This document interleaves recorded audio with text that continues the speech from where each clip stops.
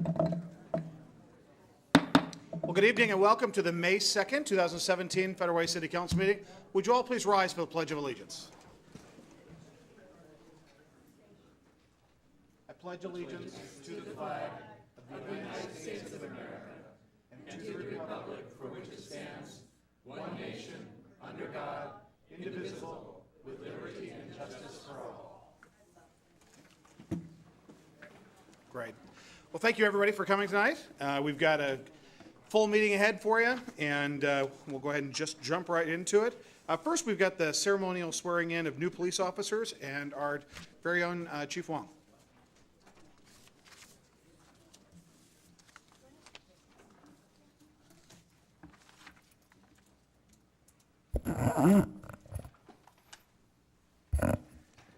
Good evening, Mayor Farrell, Deputy Mayor Burbidge, and members of the council. It's my pleasure to introduce to you and to our citizens the newest members of the Federal Way Police Department. We have a third officer, Officer Olson. He's currently in field training program, and he's on his way in. Apparently, they got tied up a little bit on a call. So first, we have Officer Doc White. Officer White was hired as a lateral police officer on March 1st. Officer White previously worked for the Federal Way Police Department and returned to our law enforcement family after 10 years of absence. He left in 2006 to return to his family in Lewiston, Idaho. Officer White continued his law enforcement career at the Lewiston Police Department and attained the rank of sergeant. Officer White is married, has 2 adult sons. Officer White has 21 years of law enforcement experience, also a U.S. Military veteran. Joining him tonight is his wife, Carrie. Carrie, where are you? There she is. All right, welcome to the Puget Sound area. All right, next we have Officer Maddie Morikawa. Officer Maddie Morikawa was hired as a lateral police officer on April 1st, and she is also another returning officer to our agency. Officer Morikawa has returned to our Federal Way Police family after a short stint of retirement in 2015. During her retirement, she enjoyed her time with her extended family and was running a small business transporting horses in the Northwest.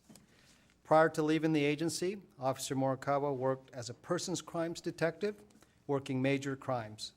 She's married to another Federal Way police officer, Gordon Morikawa, and they have 2 adult sons. She is bringing 36 years of law enforcement experience back to our agency. She basically told me that she missed the police family too much and she wanted to come back. So that's one example of retirement is not as good as it's cracked up to be. She wanted to come back. I'm hoping he walks in here any minute, but the next officer I'll introduce if he comes in is Eric Olson. Officer Olson is an entry-level police officer, recently graduating from the Police Academy in April. Prior to being hired as a police officer, Officer Olson was a member of the United States Army for 4 years in the position of cryptologic Indonesian linguist. He was awarded the Army Commendation Medal for superior intelligence collection while deployed in Operation Inherent Resolve Iraq, and achieved and maintains a top secret security clearance. Officer Olson has a bachelor's degree in Spanish. He speaks 2 other languages, Spanish and Indonesian. Officer Olson is married and has 4 children. Please join me in welcoming the newest members of the police department.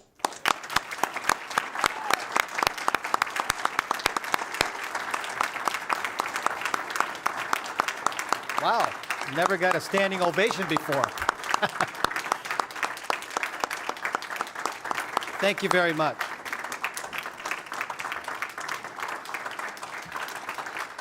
If I can, thank you very much. If I can have Maddie, Doc, if you could come on up here, the mayor will give you the oath of office. Oh, there he is. Is he here? Okay, we're going to hold this up. Running up the stairs as we speak. All right. I will say in his defense, he just got 2 theft suspects and a stolen Escalade. We're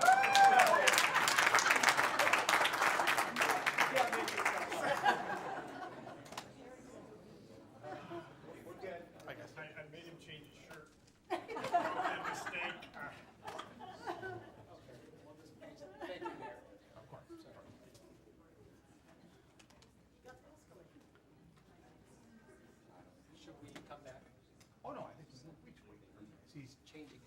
Oh, is he? So do you want to do one item and then I'll bring them back? You bet. That is a good idea, Chief. Why don't we hold off just for a few minutes and we'll do the next presentation. We'll be right there.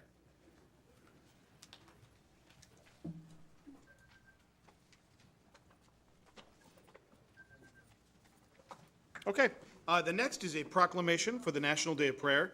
Deputy Mayor Burbridge to Pastor Dan Larson. Oh, are we just? Is he here? All right, let's go ahead and do it. All right. Take two. We really know what we're doing. That's right.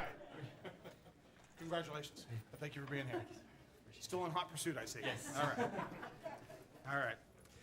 Please raise your right hand and repeat after me. I, please state your name. I, John Boyd, Do solemnly swear do solemnly swear that I am a citizen of the United States that I am a citizen of the United States and the state of Washington, and the state of Washington, that I will support the Constitution and laws of the United States that I will support the Constitution and the laws of the United States and the Constitution and laws of the state of Washington, and the Constitution and the laws of the state of Washington, and will, to the best of my judgment, and will, to the best of my judgment, skill, and ability, skill, and ability, truly, faithfully, truly, faithfully, diligently, and impartially diligently, and impartially perform the duties of police officer perform the duties of police officer in and for the city of Federal Way, in and for the city of Federal Way, County of King, state of Washington, County of King, state of Washington, and as such duties as prescribed by law, and as such duties as prescribed by law, so help me God. so help me God. Congratulations.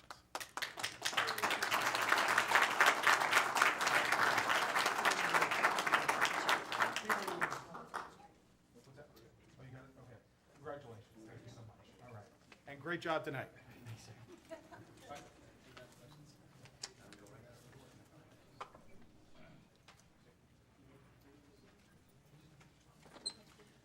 Right, now he's got to go write the report.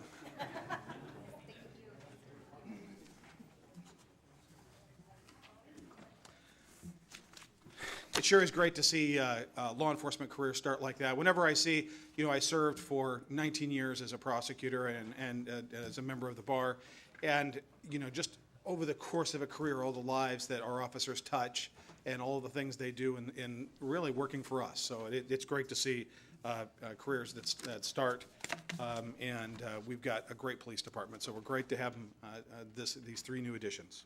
Okay, now we are here for the Proclamation, National Day of Prayer. I'll turn this over to Deputy Mayor Burbridge. Thank you very much. I'm so pleased to be able to invite Pastor Dan Larson, lead pastor of Family Life Community Church, to come to the podium. And additionally, Betty Taylor, Coach Roach, and Mrs. Roach. And these folks have had roles in both requesting this proclamation and being involved in the National Day of Prayer in our community. And so I will read the proclamation for National Day of Prayer and then present it. Whereas on April 17th, 1952, the Congress of the United States approved a joint resolution that was signed into law by President Harry Truman to provide for setting aside an appropriate day as National Day of Prayer, Public Law 82-324. And whereas the National Day of Prayer is an ecumenical observance held on the first Thursday of May, inviting people of all faiths to pray for the United States of America. And whereas the history of our nation is indelibly marked with the role prayer has played in the lives of individuals and the nation. And whereas historically our greatest leaders have turned to prayer in times of crisis and thanksgiving, and whereas the virtues of prayer reflect a common bond, inclusive of hopes and aspirations, sorrows and fears, remorse and renewed resolve, thanks and joyful praise, peace, and love. Now therefore we, the undersigned City Council of the City of Federal Way, do hereby proclaim May 4th, 2017 as the National Day of Prayer in the City of Federal Way, in keeping with the wishes of the Congress of the United States, and encourage all residents to join in this special observance. signed the 2nd day of May 2017, the Federal Way Mayor and City Council.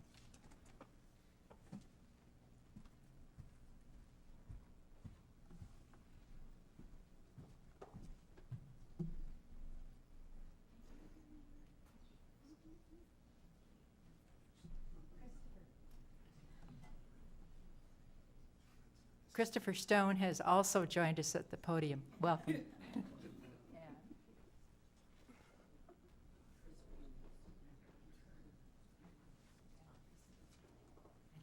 And Chris Laguntis, we're so pleased. Would you all like to come here?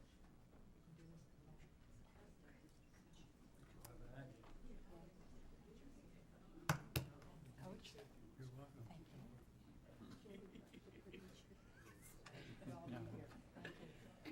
Thank you so much. Please, each of you, feel free to say. We owe a lot of honor and privilege to Coach Roach, Coach and Joan Roach, who have carried the torch for many, many years. I'd love for us to just express our appreciation.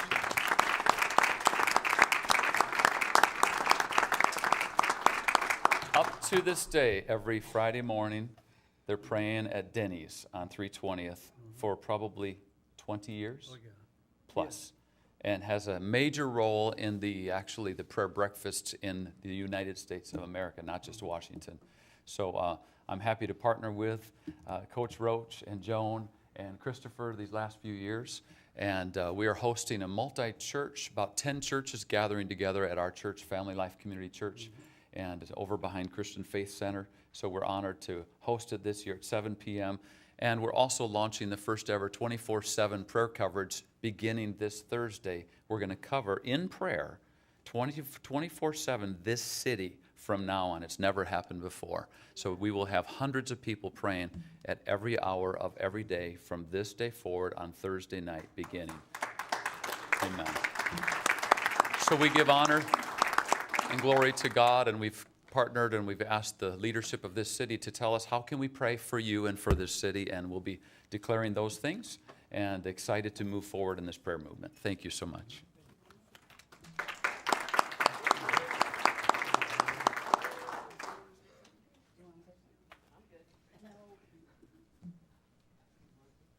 Thank you.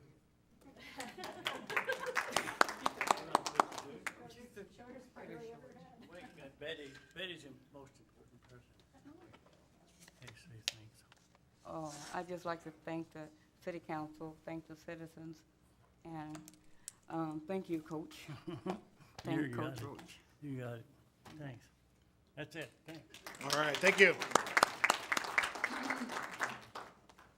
All right, next we'll have a briefing by Community Development Director Brian Davis regarding transit-oriented development, TOD, as it relates to sound transit.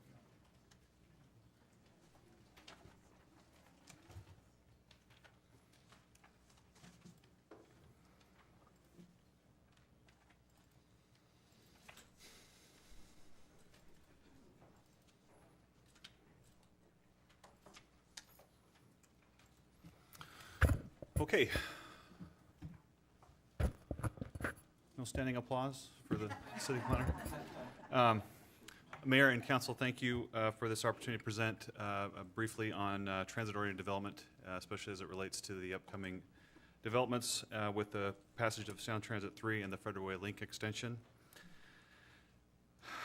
The basic idea behind transit-oriented development is to provide a mix of uses within a distance of a transit center. In this case, we're talking about both a light rail transit center and a larger transit center that we have already in Federal Way. The idea behind such planning would be to provide a mixture of uses such that it would be easy to not only just take advantage of the public transit, but also within a short walking distance, typically a half a mile or so, have all of your live, work, and play needs within that proximity, such that you don't need to rely so much on private transportation as much. This is a SketchUp example of one of the areas that Sound Transit had been working on. As you can see, there's a mixture of light rail, bus, housing, both types of housing with some ground floor mixed uses. And that's generally the basic idea. And you can see very few single occupant vehicles and more pedestrians and bicycles in the area. So this is the top map. North is left, south is right. This is the Seattle portion of the Sound Transit's light rail line. These are parcels that have been identified for transit-oriented development. The south, or excuse me, the diagram on the bottom is from Mount Baker down to Rainier Beach, also with parcels identified for potential and actual transit-oriented development that has occurred or is currently taking place. Now, the link extension from Angle Lake down to Federal Way, there has been a general identification of which parcels would be involved, but Sound Transit is still in the process of acquiring those properties. And there's various elements. Each station, if you will, is going to be unique to the needs of the area. For example, this one is Capitol Hill. It's going to be quite a bit different than ours in Federal Way. The Capitol Hill station is underground. It's in the middle of Seattle. So there's a lot more considerations that is going on when it comes to transit-oriented development. Different street designs, different uses, different orientations of buildings that changed from the starting configuration of the surrounding uses.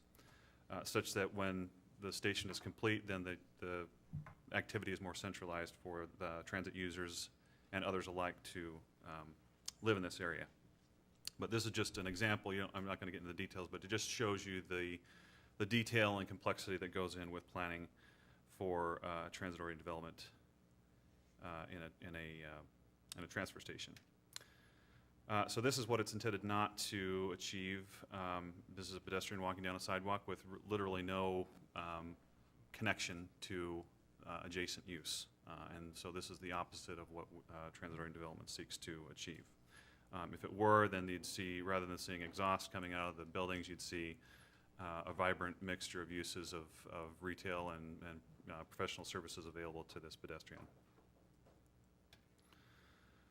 So just a quick example of something that has taken place, or is actually currently taking place. This is the Othello station on the way into Seattle. What they had planned for is, this is where, obviously this is where the station was going to go. This is a grocery store that's identified potential redevelopment. This is a vacant site. It's a vacant field. And this one was also just a general parking lot that was identified for development of housing. And then at this corner was a mixed-use proposal. So in the next slide, you'll see how this has actually come to pass. This is as of last September. So this is the new development that's gone up. It was identified. This parcel is, while it's still vacant, there is a permit in with the City of Seattle for additional development. So you can see this is an example of something that's sort of in the transforming phase of transit-oriented development. So this is our what our station looks like right now. It's not a station yet, but you can see where the current transfer center is with the bus. The link extension will come down along 317th down to this parcel and terminate across the street. Well, the station will be right here. The tracks will continue across 320th for either storage or switching of tracks, but this is where the actual station will be. And so this block, as you see here, from 21st east, is what we would consider to be potential transit-oriented development for Federal Way. And this is the same orientation, so this is where you can see the line coming in along 23rd from 317th. This is the entire block that I mentioned earlier. And this is merely conceptual at this point. This is not identified to be 5 pieces. It's not identified to have this exact tree configuration. It's very conceptual at this point. The process to get a plan in place is considerable. There's a lot of public involvement. There's a lot of stakeholders that are involved in determining what exactly happens to this property. And the local jurisdiction, City of Federal Way, has policies as to how it can develop. Sound Transit has regulations as to how it can be, how their property can be surplused. And so all those come together in a planning process. And so this is, because we already are a transit center and we will have a high ridership in comparison to other South Link extensions, this will likely be identified by Sound Transit as a transitory development potential. So this is the last slide. This gives you an idea of the length of time required in doing transitory development planning. This is from the Capitol Hill, that first example that I showed you. So this was 10 years ago that they were right where we're at now, 10 years ago. And the timeline that was given to them, and it's going to be very similar to what we'll be experiencing with our planning for the station, is we begin with public input. And that hasn't started yet. We're just in the beginning phases of talking about this concept with Sound Transit. But as you can see from the timeline, it took them 7 years from the moment they started until they got proposals for what was happening. In that Othello example, the building that was up currently, that was planned in 2009, and the field across the street is still that way. And so it's taken years for that station, just as an example. There's others much like it.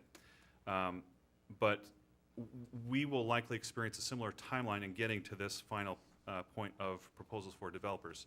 Now, it's likely that we will, the turnover or the exchange of properties and the development, I anticipate would be a little faster than what Othello is experiencing, just because we have more of a nexus of uses, and we are a regional commercial center between Seattle and Tacoma, whereas Othello is more of a neighborhood that's being revitalized by the Sound Transit Lake extension.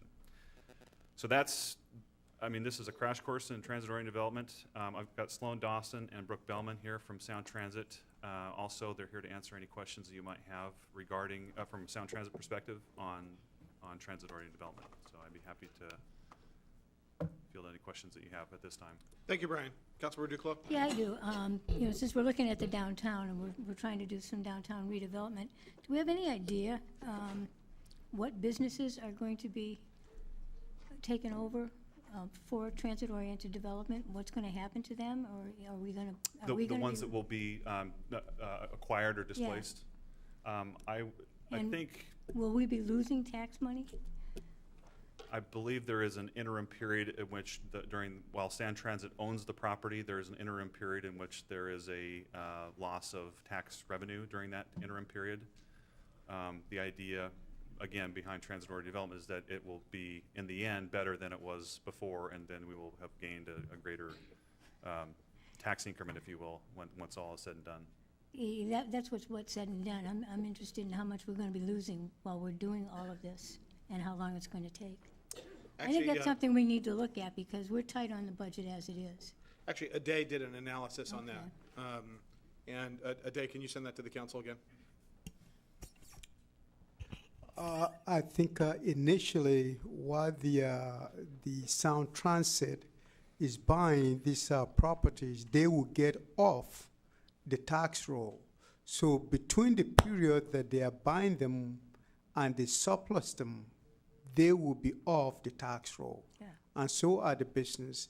I think based on the initial calculation that we made, there will be a loss of over 300 employment.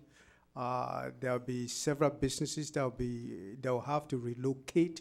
So there's a potential loss of sales tax revenue, property tax revenue, and of course employment. When they start construction, since the construction will also pay sales tax, there will be additional revenue for the city. So the city will have construction sales tax revenue from the construction that they are doing. And will there be high and low?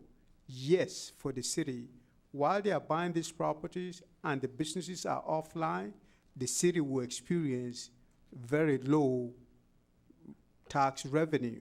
But when they start construction, that revenue from them will come back through the period that they finish the construction.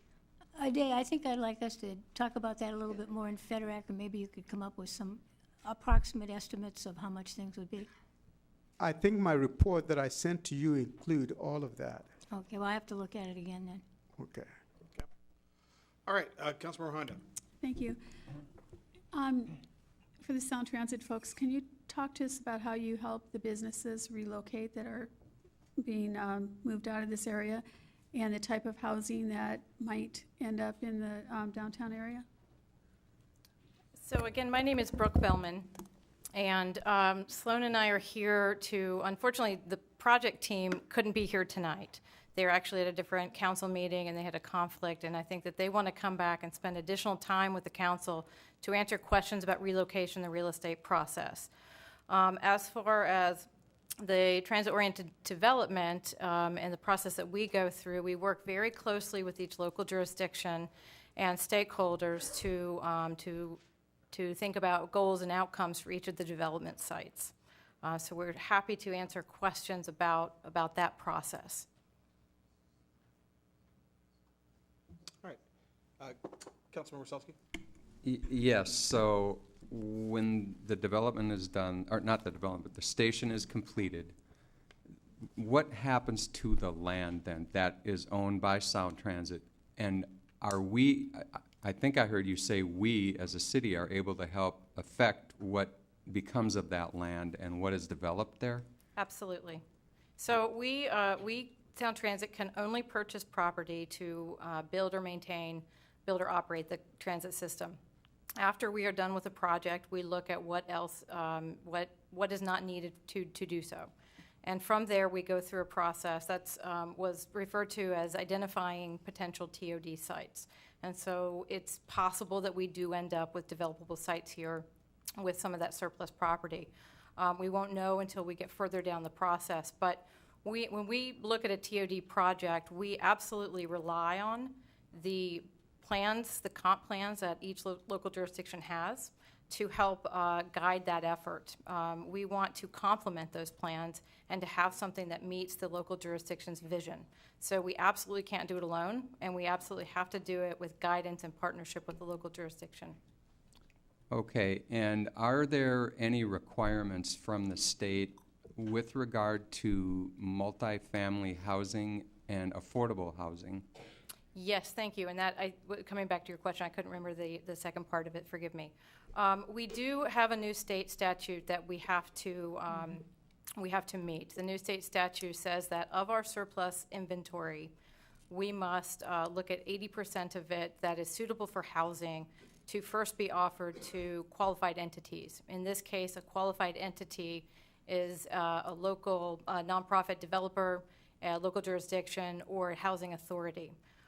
Again, going back to it's property that is deemed suitable.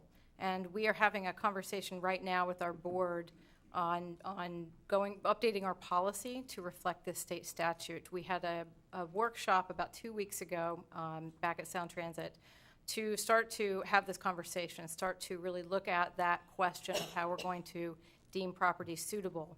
And we haven't reached an outcome yet. It's going to take probably about a year to get through this policy conversation. But I will tell you that the conversation in the boardroom that day was the board members were heavily weighing input from local jurisdictions, going back to comp planning, zoning, and really wanting to look at what is the vision each local jurisdiction has for their community and helping us make that determination. Okay, thank you. Councilmember Duclos?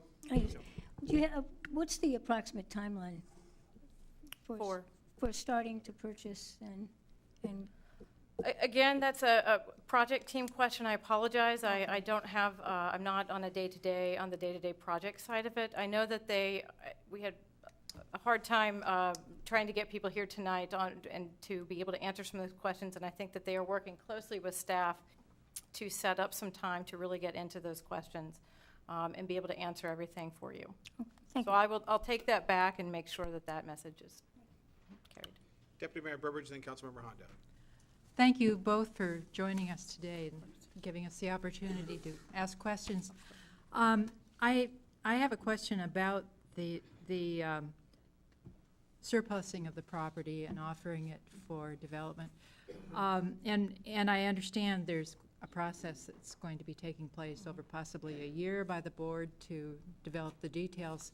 But I'm wondering if you have a sense yet whether, when you talk about 80% of the surplus property, and then you mention the property that is deemed suitable, do you know at this point whether the 80% is of this total surplus property or just the suitable property?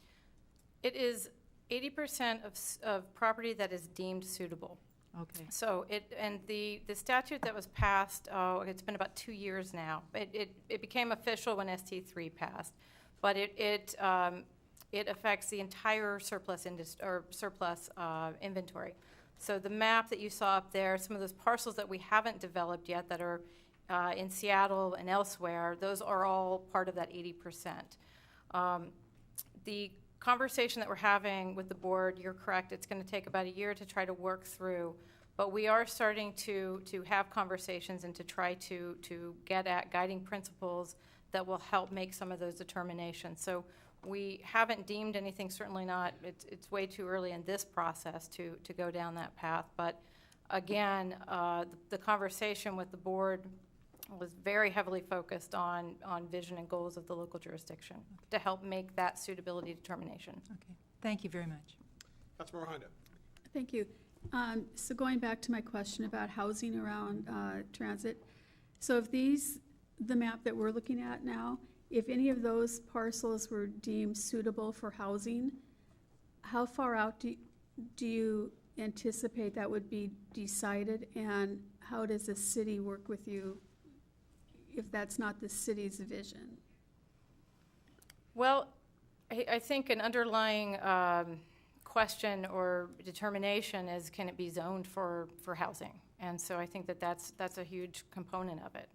As far as the timing, I don't think we know that just yet, unless I'm looking at Sloan. He's a little bit more in the weeds on this particular project. Yeah, I think that getting back to the question about collaboration with local planning and zoning process, I think really has bearing on, what ultimately kind of the mix of uses looks like, what the goals are that get captured into an eventual offering to the market. Our approach at Capitol Hill really focused on trying to let out that whole opportunity as one master development opportunity. And the developer or development partnership ended up returning with a vision that incorporated a mix of uses, a mix of incomes. There was a nonprofit housing developer involved in that transaction. But it really, by designing the procurement instrument in a very deliberate way, we were able to really get a good response from the market. So we would expect that we would work with you through local planning processes and guidelines to develop goals for an eventual procurement. And in terms of the timing of that, obviously the project's needs really take the lead, and that's kind of the further conversation that we all need to have with the project team. But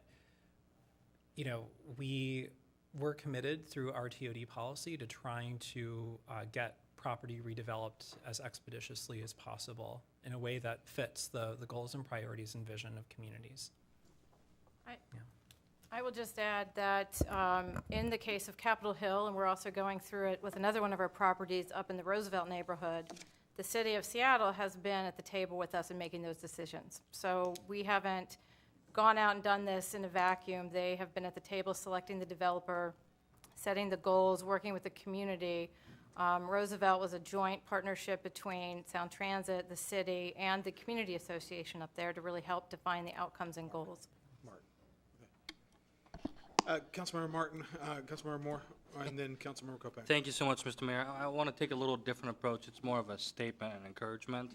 And that's, I appreciate you guys being here tonight. I appreciate the questions that my colleagues are asking. Lots happening in our downtown, a lot's happening to Federal Way.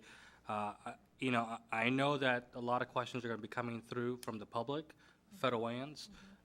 what's the contact information they can have to, in case they have questions? And the other comment is, I know of a few people that have written to Sound Transit asking questions, and I would just would strongly encourage there to be a response system, so. Absolutely, and this conversation will be part of the design process and the engagement that we do around it. So we will be including making sure that it's a transparent process as we move through the station design and making sure that people have an opportunity to ask questions and get their answers. If anybody has a specific question, we have around TOD, or we can certainly funnel it to anyone else. It's just tod@soundtransit.org. Okay, Councilmember Kopang. I want to thank you guys for coming as well, and appreciate the language of collaboration. I think that's been mentioned, but I think we heard 80%, and this is our downtown. And I think to understand that Sound Transit's not going to come in with a heavy hand and tell us how we're going to develop our downtown, but collaborate with our planning department and our council and our mayor is good to hear, and certainly looking forward to that being realized. So anyway, thank you very much for your time. All right, Council, anything else? Thank you both so much. Thank Great you. job. Okay. All right, now moving on to my emerging issues and report. First, we've got Teresa Yvonne, our Performing Arts and Events Center Director, and we've got new Performing Arts and Events Center staff, and this is the introduction of that new staff. Teresa? My legs aren't long enough. I need to have Brian's legs. So it is my pleasure. I have two gentlemen here I'd like to introduce. Roland Corrett Myers. He's our Patron Services Coordinator for the Performing Arts and Event Center. He is born and raised in Tacoma. He is a graduate of the Seattle University and holds a Master's of Fine Arts in Arts Leadership. So we're very happy to have him on board. Most recently, he was the group sales manager at Seattle Repertory Theater. And he's an avid Sounders fan, so we like him very much, and a bicyclist. And he's thrilled to be on board, and he's going to ensure that the PAC has equitable space for all audiences, artists, colleagues, and our community members. So welcome, Roland.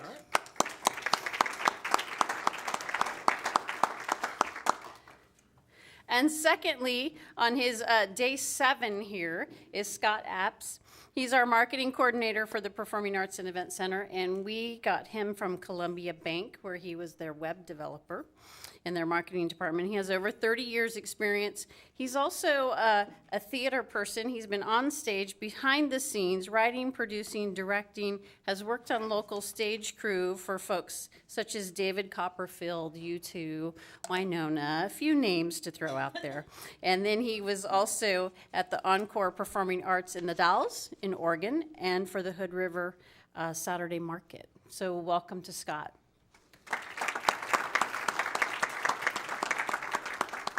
Thank you, Mayor. All right, thank you very much. All right, now moving on, I'll have our Parks Director, John Hutton, come up to talk about Parks Appreciation Day and Touch a Truck event that's coming up.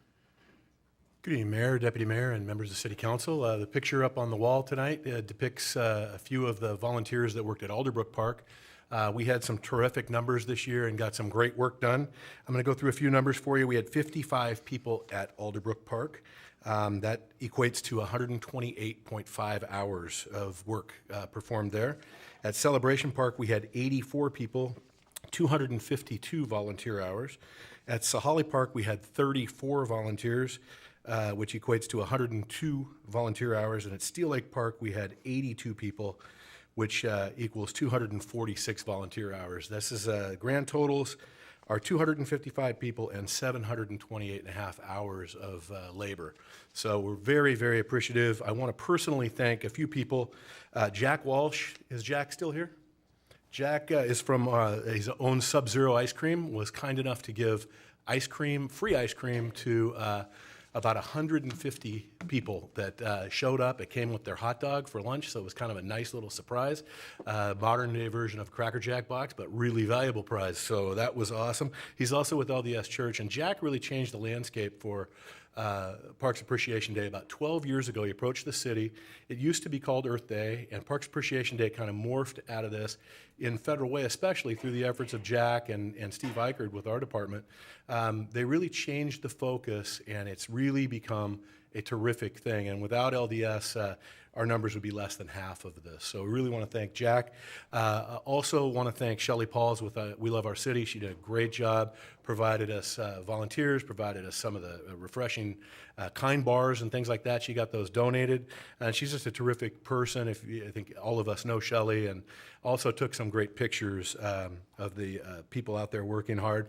And I would be remiss if I didn't thank our hardworking and dedicated Parks Commission, who just did a fantastic job. They manned each park for us and helped us out with the volunteer check-in, with the liability signatures, with helping people find the appropriate staff member who was working that day to get the projects done. So it's a terrific day and something that we're all very proud of.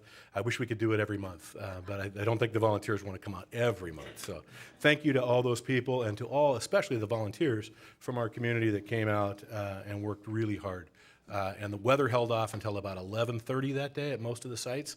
So I want to thank all the council members that came and the mayor to the different sites. It's much appreciated when you're there. So thank you very much. I just couldn't believe all the people. It was just absolutely fantastic. It's a neat event, and it makes you proud, for sure. I'm happy to answer any questions about that. Council, any questions? All right, great. Thank you. Touch a truck. Touch a Truck. So I've got the flyer up for Touch a Truck. Touch a Truck is going to be, this has really turned into a fun event. It is Saturday, May 20th from 11 to 2.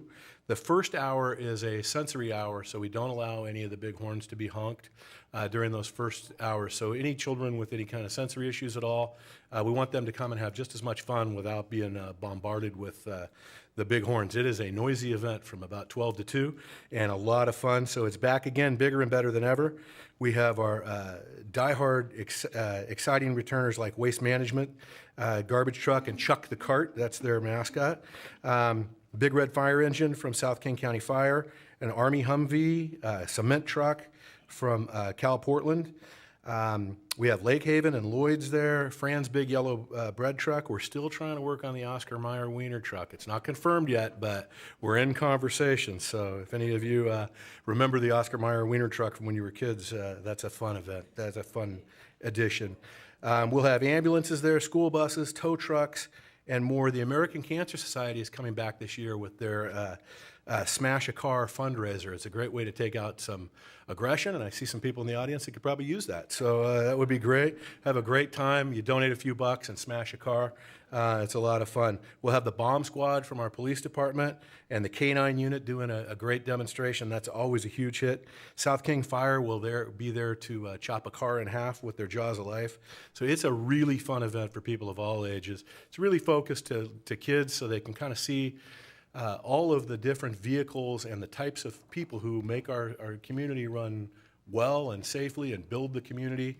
We're even working on a crane this year to get down there. So it's at the old Target site right next to the Performing Arts and Conference Center. It is a great event, and I highly encourage everybody to come. And the best part is it's all free. So we'd love to have you there. All right, thank you And very I'm happy much. to answer any questions about that one. Council? All right, sounds good. Thank you very much, Don. Thank you. Okay. All right, next item that we have on my report is we had a meeting with the University Initiative, and this is my progress report on that. As you may recall, we entered into a memorandum of understanding with the University of Washington Tacoma and Highline College and the Federal Way School District on actually having a UWT presence and the University of Washington presence in our city. So we're really working on two things at this stage to really get this off the ground. One is initial location and then long-term location of where the offerings will be held. And then the second is programmatic, what exactly is going to be taught. And there we've actually set these up, two special subcommittees. We had representatives from each of the entities in my office on Friday, and we're working through. The idea is that the goal is that a year and 3 months from right now, a year and 4 months from right now, we are hoping to start classes in the city of Federal Way for the University of Washington and Highline, a higher education presence in our city, which it is our hope that will culminate really in funding from the legislature and a higher education presence in our city. And that's something that we've been working on for years and years. So we took great strides last Friday. I've assigned Yarden Weidenfeld. Yarden, where are you? Right there.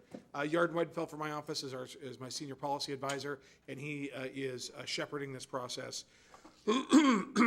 Now we'll have follow-up meetings, and we'll keep the two groups because what we're offering and where we're offering it are really symbiotic questions at this stage. So we'll keep the two committees meeting together at this stage, and then at some point they'll start to diverge a bit and really pick up steam. The idea at some point is to go to the state. We'll probably go to the legislature for funding this coming legislative session, and then go for the big ask in 2019. So that's what's going on. We'll keep you posted as that develops. So report on regional and community meetings. As you know, I'm a board member for the Sound Cities Association, a regional King County organization. Used to be referred to as suburban cities, but it's referred to as Sound Cities. 37 cities. There's over 1 million people represented by that group. We had a board meeting on 4/19 at the city of Renton. Lots of topical issues. It was a very productive meeting. I went to the We Day celebration in the Seattle Center back last week on April 21st, and that was great. I was a guest of the school district, and it's just an absolute fantastic thing to see all the young people, really from many, about 10 or 15,000 people yelling as loud as they could at the Seattle Center. It was very interesting, very entertaining, and very inspirational about things that they're learning in school and different initiatives. It's really a great organization, and it's a yearly event. And they have these actually in only a few locations throughout the country, so we're very fortunate to have We Day come through. And there was obviously Tammy Campbell and our superintendent, and I believe all of the members of the school board were there as well.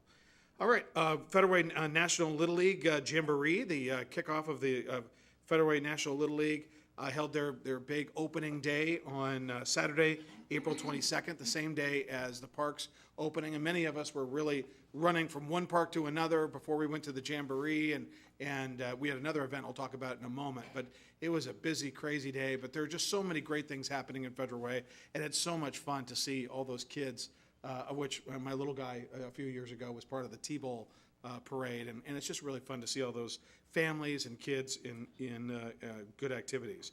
Then we had the Save Weyerhaeuser Campus Walk the same day. Again, we went from one event to the other. That was a great walk, and they went from Christian Faith Center over to that area, over to their cabana or their meeting area, and it was a great opportunity for people to really just take a look at the beautiful scenery over at the Save Weyerhaeuser campus. I've got my pen. It's the new one. Now I've got 2 in my office, and it's really great. This is really one of the great grassroots organizations I've ever seen. I've been involved in politics and public service for 25 years, and I've never seen an organization as committed and passionate. And when this is all done, whenever we get done talking about the IRG Weyerhaeuser property, they're going to be talking about, and I'm going to be talking about, how community activism, this is really a model for community activism and engagement. So it was fun. It was my honor to be there, along with many of my colleagues. Okay, so that was fun. And it didn't rain on us. That was good. All right, then I had a SCORE board meeting, and SCORE is the South County Regional Jail Facility. That was last week on 4/26. And we talked about the running of that facility, and the city of Federal Way is an owner and originator with that facility, and I'm a board member. I'm a vice chair of that. We had the Puget Sound Regional Committee meeting on 4/27, discussing regional issues. Then we had the Communities and Schools breakfast last Friday, and that was fantastic. John, what do you think, is John Hutton? What do you think the room was filled with? We had it over at the community center, and I don't think I've ever seen that many people squeezed into the community room there. How many people do you think we had? I can tell you exactly, 315. Wow. It was absolutely phenomenal. And it was really great. The community center was a great location to have it. It's good to see, again, all those young kids. And, it was great to see so many. They showed pictures of, this is a mentoring program. And I saw there were Federal Way employees. There were, people throughout our community and that match up with young students, and some of which are with them for years as they watch these young people mature and grow, and it's great to have these mentors. So it's just a great program. Upcoming events. I did not put this down on my list, but actually I needed to. We've got the governor that's going to, the governor of the state of Washington will be in this room this Friday at 2:30 p.m. for a bill signing. So everyone is invited. We do have capacity issues, but the governor is inviting the public and our local state representatives and senator and anybody who would like to come. It's Friday, May 5th, starting at 2:30 p.m. in this very room. His King County Representative and Diversity Outreach Coordinator, Stephen Yu, stopped by the other day. They reached out and asked whether they could use this chamber and our facilities, and we said absolutely. So let me read to you what these bills are. Again, he's there to sign these bills and sign them into law. There'll be a ceremony. SB 5256, House Bill 1079, Senate Bill 530, House Bill 1184, House Bill 1501, House Bill 1543, and House Bill 1739. These bills passed by the legislature will help address key issues in the prevention of human trafficking and sexual assault. As the prime sponsor, we'll have the prime sponsor for these bills that was there, once again, the governor is coming this Friday, 2:30 p.m. It'll last about an hour, so you're welcome to come. And if you've got any questions about that and what exactly those are, just email us here at City Hall, and we'll get you that information. We can even get you the bill reports for those bills if you're interested.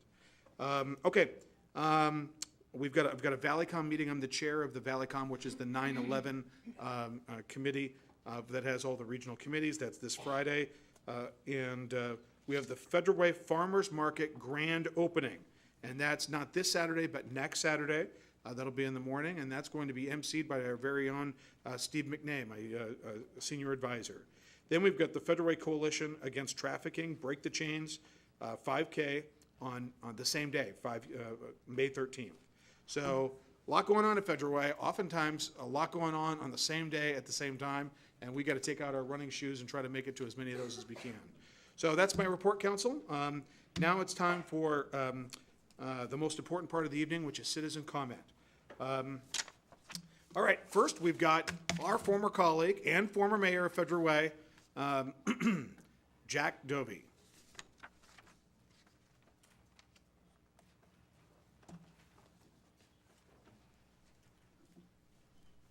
Thank you, Mayor Farrell and council members, for letting me come and address you tonight. I wanted to come and give you kind of an update of the Federal Way Community Caregivers Network. Many of you may know that I took over the leadership of that organization a few months ago, and I wanted to give you an idea of what we've been doing over the last quarter and let you know some of the challenges we're facing and some of the victories we've had. So just to give you an update, you probably all know that we have 3 community suppers that we feed people in Federal Way, one on Monday night, one on Thursday, and one on Saturday. And last year we fed 12,000 meals, 9,000 people in those 3 meetings.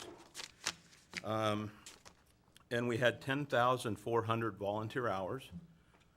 Our organization runs a budget where we only have one fixed expense. That's our insurance.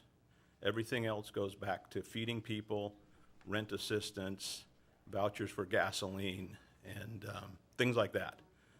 And so out of our budget, we have a very small amount that goes to fix. It's $1,400 a year. We've been very fortunate for the last 28 years to be in Steel Lake Presbyterian Church. Today I found out that church has officially gone, it's officially being sold, and we don't know how long we will actually be there. So our Monday night supper's in jeopardy of going away for a period of time. We have essentially gone to every church that we can and asked for the ability to move our kitchen there to serve those people on Mondays. And we've served between 80 and 100 people. And many people think that those are people that are homeless, and it's really not the homeless community that we actually address. Our biggest portion is people that are need assistance, that have a home, that have an apartment, that are in a position that they need extra help. Our meals are about 50-50 between people that you would consider homeless and people that you consider that need an extra help to get a meal to feed their family. Just to give you an example of this quarter, we assisted 323 individuals with rent assistance. Of that total, 40% are children under 18. And we spent about $22,000 for people, got 30 seconds, I'll get done, to help them stay in their homes. So most of our money goes to keeping people in their homes and feeding people that are in need. And let's see, what other thing can I tell you? Yeah, and the other thing that we do is at the end of every month, we have a laundry service where we let people come down to down by 312, and for 3 hours, we let them wash their clothes. That's one of the things that we do. So I want to give you an update. Everything's going well. If anybody has ideas of where we can land on a Monday night between 4:30 and 6:30, or 2:30, actually 2:30 and 5:30, we're open to that. Thank you very much for your time. Thank you, Jack. Yeah. Actually, you may want to stay right there. Thank you very much. We were actually attempting to use the Brook Lake facility, the old ballroom, and right when we were in the process of, and we were actually thinking about that for the Homeless Mothers and Children Initiative as well, as far as an emergency overflow. And as we were going through that, we noticed that the ballroom was actually, we had some serious concerns about the structural integrity of the building, had an engineer give a report, and it resulted in a report finding that that structure is not stable and is dangerous. And so we've red tagged that portion of the Brook Lake Community Center because it's a danger to folks. And so, Jack, thank you very much thank you so much for taking this on. And we appreciate all the help that the city has given us. Without yours every year helping us, we wouldn't be able to give away as much as we do. But thank you. Yeah. Jack, how can people get in touch with you if they want to donate or do something? We have a website, Federal Way Community Caregivers Network, and that's the best place. If someone wants to call me directly, they can call me at 206-730-2612. And yeah, we're looking forward to helping more people the rest of the year. So thank you for your assistance. And thank you for what you do. Yeah, thank you, Jack.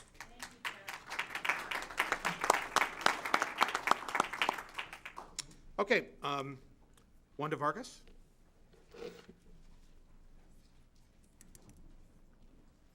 And then Sue Peterson, and then Lori Sechrist for 5.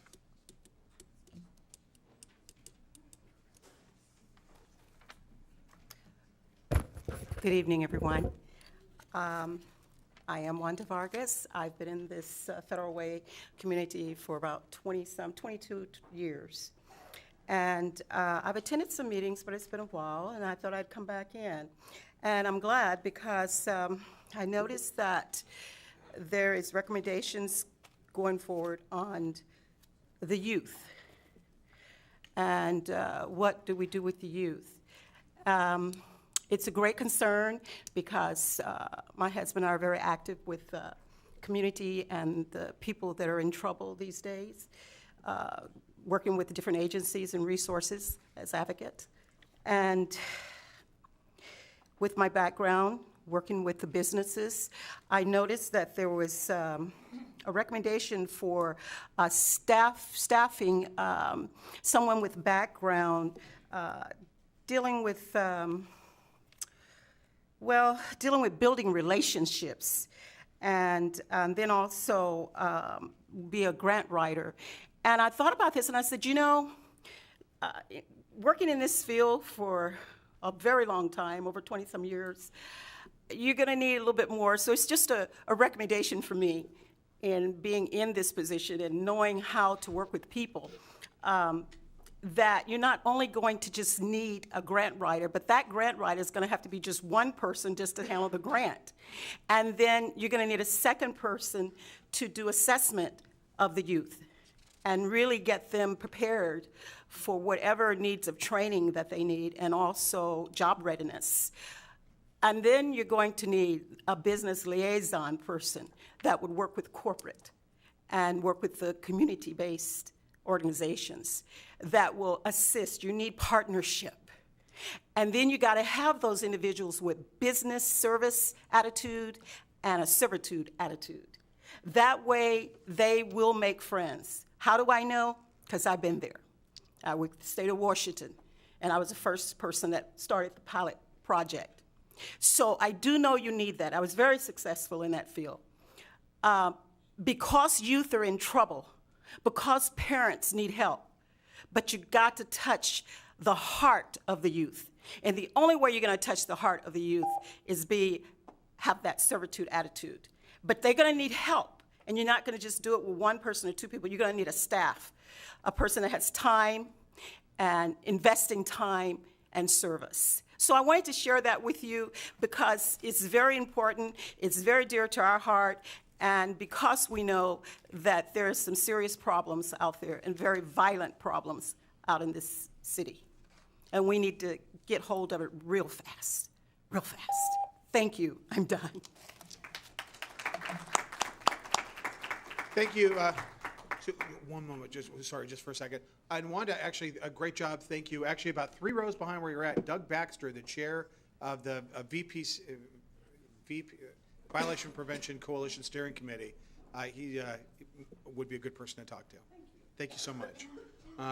And just for everybody's note on that, Yarden Weidenfeld is going to be shepherding that process as we work through, and that'll be also going through Councilmember Kopeng's Public Safety Committee as chair of that committee. And so what I would do is be watching the committee agenda for the Parks and Public Safety Committee as that's going to be taken up there. Okay? And I do want to say that 2 things. Sorry, it's just going to take I gave the wrong date for the Coalition Against Trafficking 5K. Thank you, Doug. It's actually on 5/20 the next week, not 5/13. Very important. We don't want hundreds of people show up, so it's on 5/20, not 5/13. And I would say I believe that the reason why the governor wanted the bill signing here is because we actually have Christina Reeves, our state representative, has joined it. Let's give Representative Reeves a big round of applause. Representative Reeves and Representative Pliciotti were very important. We're prime sponsors of these bills, and we're very involved in these bills, and that's why we wanted to have them here. All right, Sue, thank you so much. No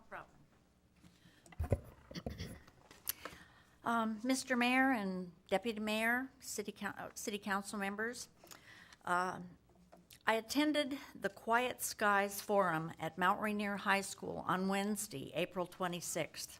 Quiet Skies is a national grassroots organization concerned citizens who are fighting to keep our skies as free of noise as possible and the pollution that comes from the engines of aircraft.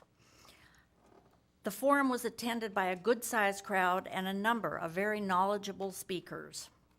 An attorney, an air traffic controller, pilots, a council member from Burien, they had a recent lawsuit, King County Councilman Dave Upthegrove, Representative Tina Orwell, Representative Mia Gregerson was in attendance as well. Attending from Federal Way, City Council was Susan Honda and Deputy Mayor Burbidge. I've been emailing both you, Mayor Farrell, and Yarden Weidenfeld, the head of the Federal Way Airplane Noise Task Force, and asking what Federal Way is doing about the issue of noise and pollution from aircraft. I appreciate the emails that I've received from Mr. Weidenfeld, but I would ask that you publicly let the citizens of Federal Way know about the noise and pollution issues, what they could possibly do, and what our city's plan is. Also, I haven't read one thing in our local newspaper. Perhaps some information could be delivered in this way. At the forum, I was not surprised to learn that there is an increase in flights and an increase in the airplane noise, but I was shocked to learn that those aircraft emit ultrafine particles that contain carbon dioxide and nitrogen that rain down on us every day. These emissions are serious. They can cause respiratory illnesses, including an increase in asthma in children, cardiovascular problems, and cancers. One of the speakers that was at the forum, a lifelong resident of Des Moines, has had 2 bouts of non-Hodgkin's lymphoma and recently diagnosed with leukemia. Can this be linked to aircraft pollution? We don't know. The University of Washington, however, is studying these emissions and what those chemicals mean for our health and diseases they may cause. If the noise isn't enough to make people sit up and take notice, perhaps the health implications will. Airplane noise is a public health issue. Increased noise was discussed in the January 2017 issue of American Journal of Public Health. It states that noise causes hearing loss, increase in death rates. It increases blood pressure, heart attacks and strokes, and sleep deprivation with its many repercussions. I am certain that it doesn't matter whether you're rich or poor, whether you live in a $1 million view property or an apartment. This noise pollution and its pollution affects all of us. I implore all of you, especially the City of Federal Way, to get involved and join with the other communities who are addressing this issue. No one should have to live under constant air noise and pollution. Thank you. All right, thank you, Sue. And we had we had this room packed back in November of 2015. You are correct that Yarden Weidenfeld is again the policy person on point with this. We've had several meetings of the Federal Way's Safe and Quiet Skies initiative, and we're taking that group is meeting right now to formulate and to provide advice on myself and the council on how to proceed. And so we will be forthcoming once recommendations come forward from that group. Lori Sechrist for 5 minutes. Then Roger Flygare. Okay, thank you. I come before you, Mayor, City Council, neighbors, and friends to again stress the importance of the former Weyerhaeuser campus has to not only our city, but to the region. As you are aware, the State House approved its 2017-19 capital budget, which included a $250,000 appropriation for the use of planning, development, acquisition, and other activities in the pursuit of open space conservation strategies for the historic former Weyerhaeuser campus. We are hopeful that the final budget will pass through the Senate. So a few weeks ago, the Save Weyerhaeuser Campus organization sent out a letter to our supporters and asking them to electronically sign a letter that we had drafted to the Washington State Senate Ways and Means Committee members. In this letter, we stress that the property is a highly visible gym along Interstate I-5 that holds state and regional significance, economically, historically, culturally, and environmentally.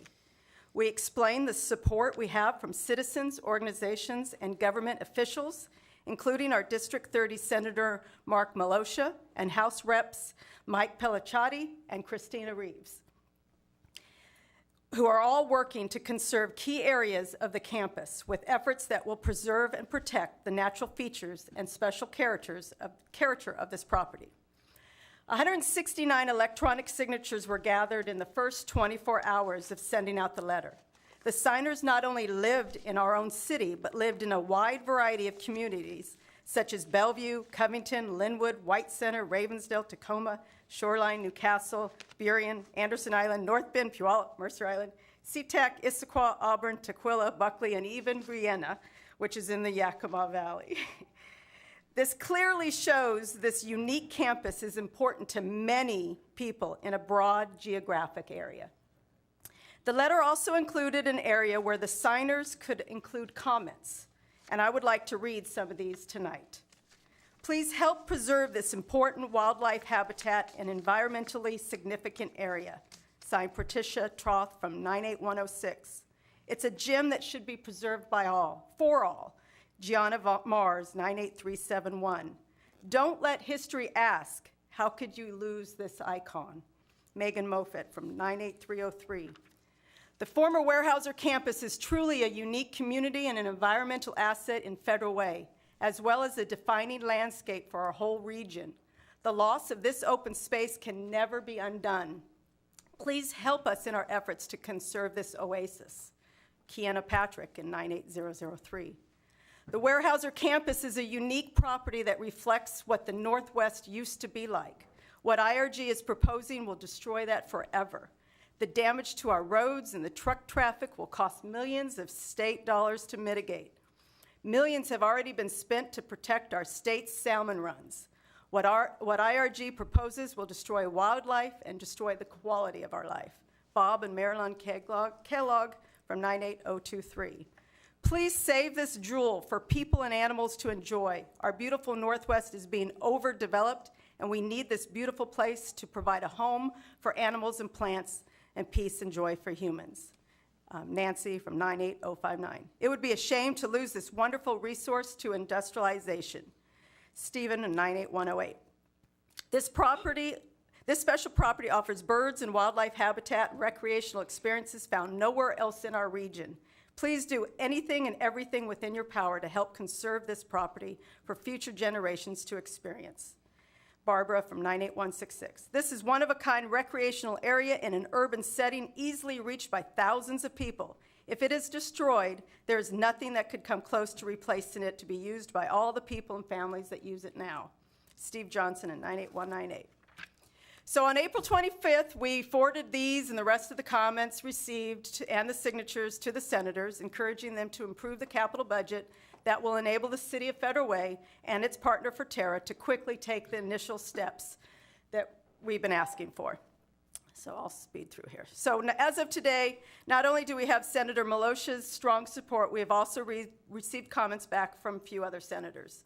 District 33, Senator Kaiser, states that she supports our efforts and requested Senator Milosha to support it as well. Majority Floor Leader, Senator Fain, writes, I am strongly supportive of including this request in the capital budget. I live on the West Hill of Auburn near the Weyerhaeuser property and walk through the grounds frequently during the summer. This is an important space for our community, and he appreciated our advocacy on this issue.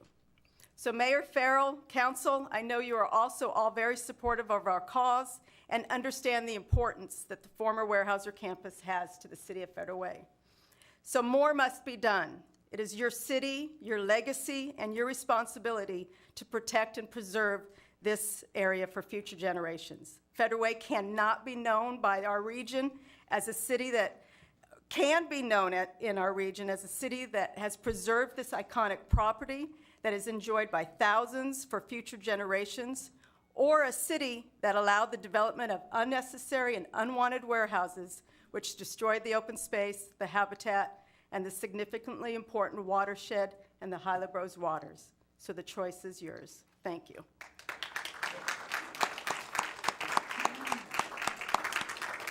And here's our letter that we sent to the senators, and we'll email it to you as well. Great. Thank you, Lori. Great job as always. Roger Freeman. Mr. Mayor, can you make sure we all get a copy of that? Of course, yes. What did I say? Oh, my God. Roger Flygare.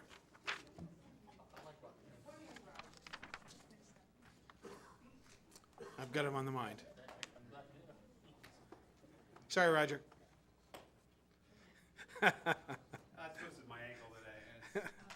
Giving me a little fit here. Mayor, city council members, audience, my neighbors and friends here in the audience, Roger Flygar.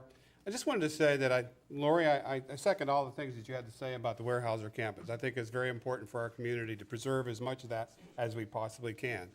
Secondly, I attended the LUTC committee meeting last night, and I have to say I really appreciated the comments of the people that were here and the members of the city council that had that nice discussion about what that property is going to look like when we do development for multi-family housing and things like that in the city core.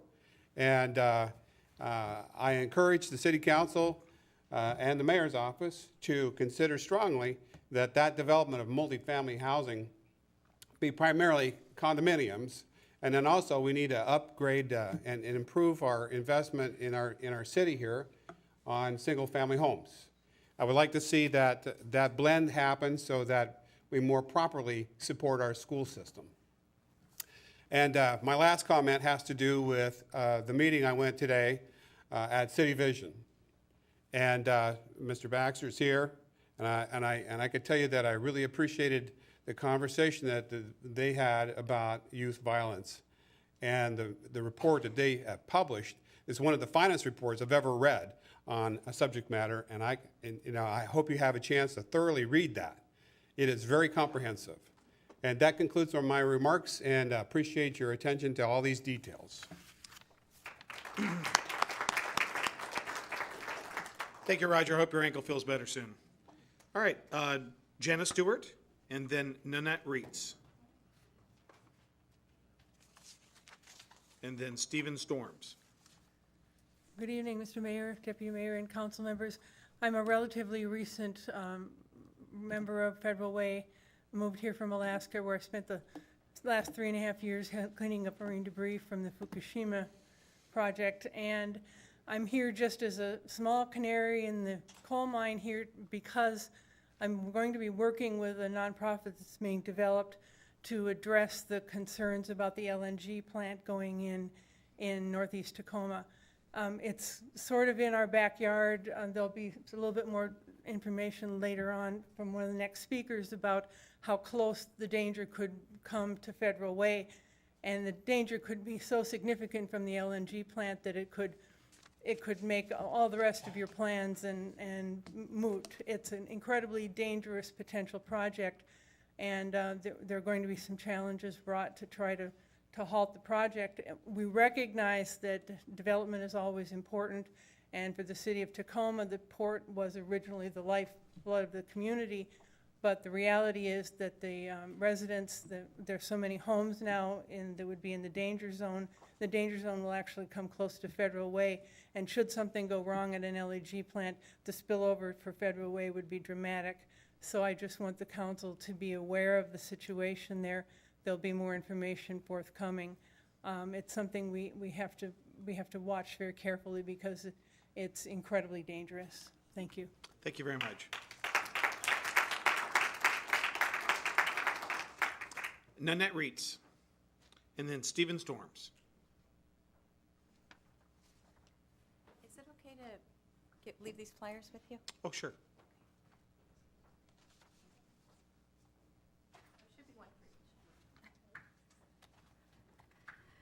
Good evening, council, and good evening, members. Save Tacoma, or I was going to say Save Tacoma Water. That's another grassroots group moving forward. But I commend you, Save Weyerhaeuser Campus, because I was here at a meeting last year. It was a little contentious, and it was when you very first started with your struggle, and I'm happy to see that you've gained so much support and done such a wonderful job. My concern, my name is Nanette Reitz, and I am a 26-year resident of Northeast Tacoma. My husband and I originally moved to Federal Way and bought the UPS store in Twin Lakes, which we've owned for 26 years. So I'm also a business owner in Federal Way. I'm also I'm the co-chair of the Northeast Neighborhood Council, and we're very concerned in our community with the LNG project at the port. We're concerned that you may be grossly uninformed about the dangers of the LNG plant. Puget Sound Energy has spent $750,000 in the last year to greenwash this project and tell you that it's green, it's clean, it's local, it's safe. It's none of those things. And I'm happy to see that the council commended a grassroots effort, and we also are part of Redline Tacoma, who came out very strongly and mobilized our community and Federal Way citizens, which I'm grateful for, to fight the methanol. And I'm grateful for the City Council and for you, Mayor, for having your emergency meeting and coming out against that. Our new slogan is LNG, fight it like it's methanol, because it's just as dangerous. So these are citizen donations that paid for these, so I'm going to use them.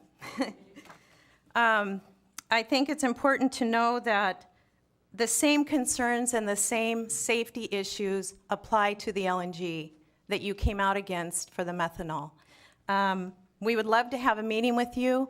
We have tremendous citizen science. We have done literally hours and hours and hours of public disclosure documents that we've gone through with scientists from NOAA, professors, chemical engineers, health care professionals, and we're very, very concerned about this project.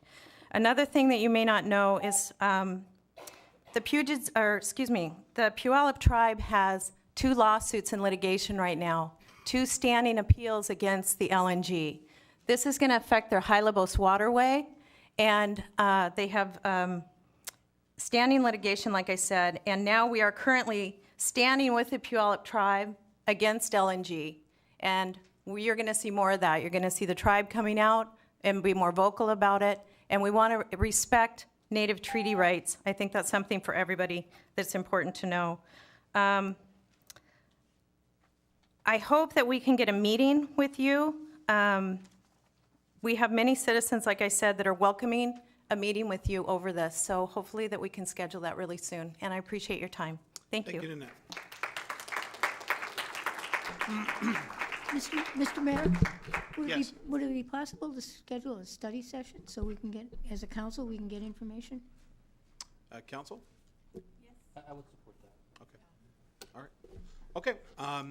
We'll look at having a study session in the near future about that and get some information. Okay, thank you. All right. Stephen Storms. And Nanette, in regard to getting a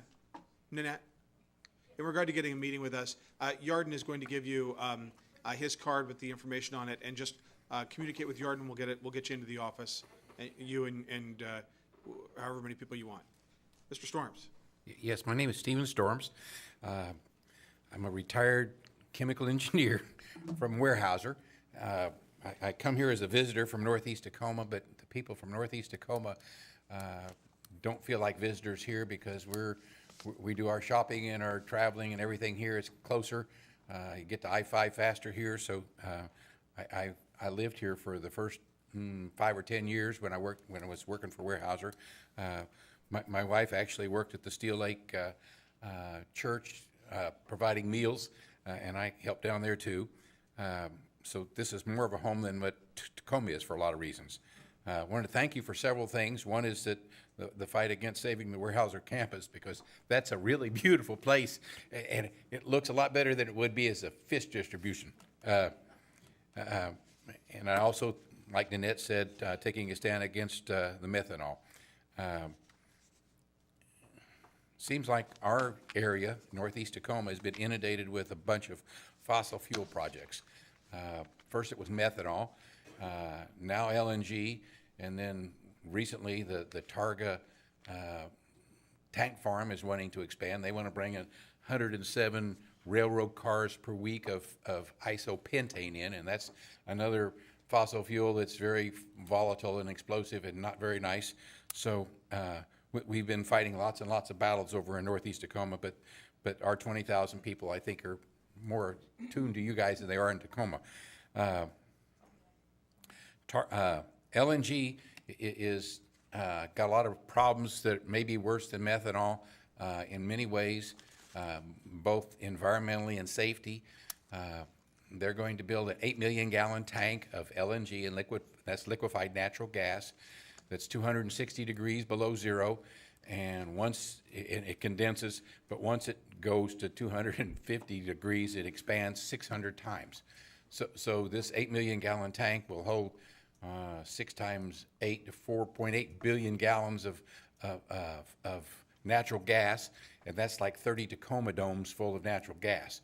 And that's 100%. And it won't burn when it's 100%. It has to mix with oxygen or air in the 10 or 15%. So that's more like 300 Tacoma domes full of explosive gas if it ever leaks. So we did a model, and the model says that for the one day that we did it, the same thing that the Tacoma Fire Department uses, that if there was a 4-inch hole in this 8 million gallon tank, the area, the wind at that day, August 29th, 2016, the gas could go up to 3.5 miles, which puts it in federal way. The amount of air pollution, greenhouse gas is in the millions of tons, so we'd all be breathing everything. It's a terrible, terrible thing, so we're fighting against it. So thank you for your help. All right, thank you.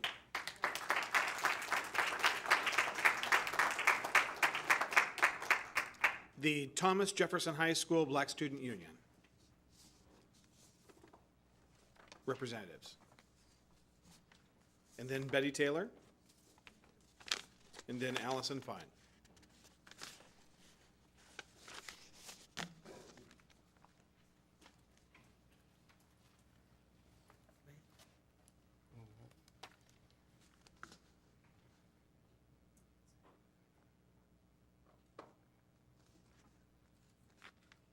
Thank you, Mayor, Deputy Mayor. I am Jamarcus Springfield. I am a Todd Beamer graduate, now TJ teacher and coach. I am here on behalf of the Black Student Union at Thomas Jefferson to formally invite you all to our Save Our Streets, Support Our Struggle event, also on May 20th, and on 288th Street and Federal Way. This event will gather by the taco truck right across from Safeway on the corner of Military and 288th. We will march to TJ, have roundtable discussions, hopefully with council members, mayors, and business members in the community, talking about struggle. And everyone has their individual struggle and expressing those struggles with each other and having a dialogue about how to overcome those struggles, which will lead to a resource fair where we can help some of those struggles, because we believe that struggles without resources become major problems. And so we don't want to just talk about the struggles, we want to also have a resource fair about the struggles. This event is not a rally, this event is not a protest, this event is in support of struggle. And I told you what the event is not, and I have Praises Orgy, sophomore at Thomas Jefferson, and member of Thomas Jefferson's BSU, is going to tell you what the event is. Hello, Mr. Mayor, Deputy Mayor, and council members. The whole point of this project is to not only create awareness of the community's struggles, but also to support them in any way that we can, and therefore helping our thriving scholars in their rise to success. Our amazing City Hall can help us in our goal by sitting down and not only listening, but also hearing the voices of the community and deciding the proper steps in making this problem a solution. Thank you. Thank you. I am B. Bennett, and thank you, Mr. Mayor, Deputy Mayor, and also City Council for having us here and speaking tonight. One of the things that the students came up with is having this march because of the fact that we want to take back South 288th Street. We want to make it safe again for our students to walk to school without being harassed along the streets by drug pushers or different things that are going on. And our students have expressed, that they'd like the city to get involved in making sure that our street is safe again. We used to. A couple years ago, Thomas Jefferson adopted South 288th Street. And one of the things that we did during our PE time, during our running fitness, is that we'd run up and down the street and the kids would pick up all the trash. The city provided us with receptacles along the street signs to be able to pick up the trash, and we took it and we disposed of it through our school system. Now that that has not, we've let it slack. The students want to pick it back up again, and to make sure that the city would come back in and begin to put the receptacles on the street signs so that as we go along during the day that we can pick up trash along the way to begin to start helping to clean up our streets. So once again, we'd like you to come out in support of our students at Thomas Jefferson, of all of our parents, of all the community members who live there, to come out and listen to what our struggles are on 288th Street and what our students fear in our school at Thomas Jefferson. Thank you. Date and time again? The date again is Saturday with all the other events, May 20th, and it's from 11 until 2. And we just don't want just the city council, but we'd love for other members of Federal Way to come out and see, because Thomas Jefferson is a part of the Federal Way School District. And even though we're on the far end, we still do things here, and we live here in Federal Way. I've lived in Federal Way since 1980, so I'm a longtime member of the city of Federal Way. That's great, thank you. Councilmember Moore? B, it's good to see you here at City Hall. I know I had the privilege and the honor to visit BSU when Roger Freeman was alive, and I got to see you in action, know the good work that BSU is doing. And Precious? I'm sorry? Praises. That's a beautiful, beautiful name. Thank you for your commitment and for your heart and being an awesome, awesome leader. We need more people like you and others to champion this. And so thank you to everybody for being here and advocating for such an important. Thank you, So, Councilman. thank you.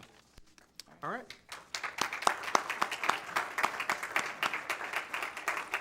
All right, thank you. Betty Taylor and then Allison Fine.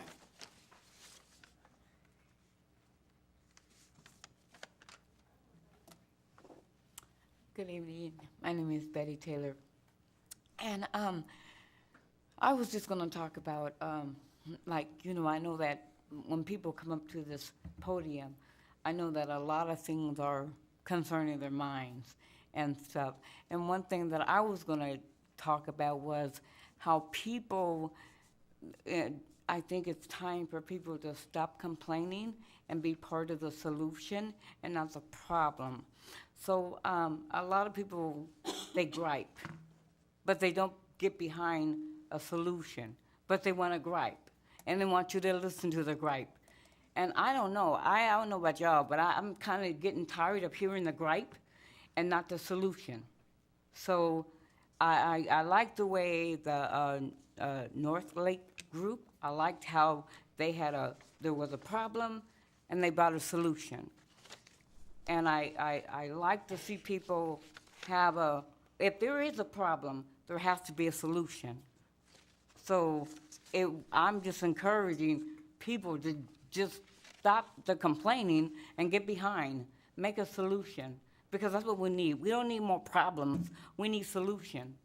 You know, how can we all work together to make things better instead of worse? So that's all I want to say. Thank you, Betty.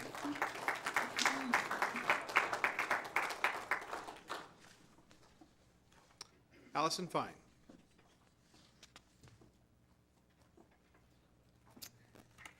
Good evening, Mayor, Deputy Mayor, Council members. Miss Betty didn't know how well she set me up for what I'm about to say. I come to you, I wear many hats, those of you that know me, and tonight I just come as a citizen of Federal Way. I came last year to the meetings in October, right after the tragedy that we all incurred, and I sat downstairs, stuck out of the room for a long time, listening to person after person after person grieve and just expend energy and sadness and opinions. And I finally came up right before Linda Kochmar. And if you remember, those of you who are on the council, I said, that's great, we're all here, we're talking, but where are the sign-up sheets? What do we do about these problems? And all of a sudden, like 12 yellow pads of paper came out, I think courtesy of Mr. Farrell. And that's what I asked of the council is, let's not talk about this, let's do something about this. And I think out of that came, not out of what I said, but out of that action came the Violence Prevention Committee, and I was also at the no longer City Vision, as Mr. Flygar said, but now the Federal Way Community Connections meeting today, where we were presented with the information about that report. And that was the first time I had read through it, and I was, like Mr. Flygar said, incredibly impressed at the volunteer hours that got put into that and the data and just the time. And I just want to make sure that we do not waste all of that work. And, I understand that it will take time to figure out how we fit that into our schedule and our budget and what that means. But as the city council, you owe it to this community to say, not only are we going to identify a problem and we're going to put together a group of people to come up with some solutions, but we need to implement those solutions. So I swear, Betty and I did not plan that. Betty and I have never even spoken. Like, that was amazing. So I just want to make sure that we are taking our time, not only with that, but also with Sherry Edwards and her homeless, the Women and Children Coalition of Homeless, whatever Sherry the Saint does. And we need to make sure that we're not making all these coalitions and all these happy little groups that we sit around and talk about the problems, but we're actually going to implement them. because now we're talking about losing 300 more jobs for some periods of time and all of these things. And I just want to make sure that what we're doing is not just talking, but having action. That being said, one word for the Weyerhaeuser building, which would just be schools, that UW Highline, that could really work beautifully there. And I have 12 seconds. That's really all I had to say. So I hope that what we do is take all of the hard work that gets put into the problems in this city, and we really put it into some action and really do something with that. So thank you for your time. Thank you, Allison. And the group is called the Homeless Mothers and Children Initiative, and it's co-chaired with Sherry Edwards and Councilmember Honda. I asked Councilmember Honda to be part of that as well. So a lot of good work, and a report will be forthcoming, a lot of that. Thank you very much, Allison. Suzanne Vargo. Now, Suzanne, I got a letter. Did you want the letter to be read, or are you going to talk? All right. As they say in the game show, come on down.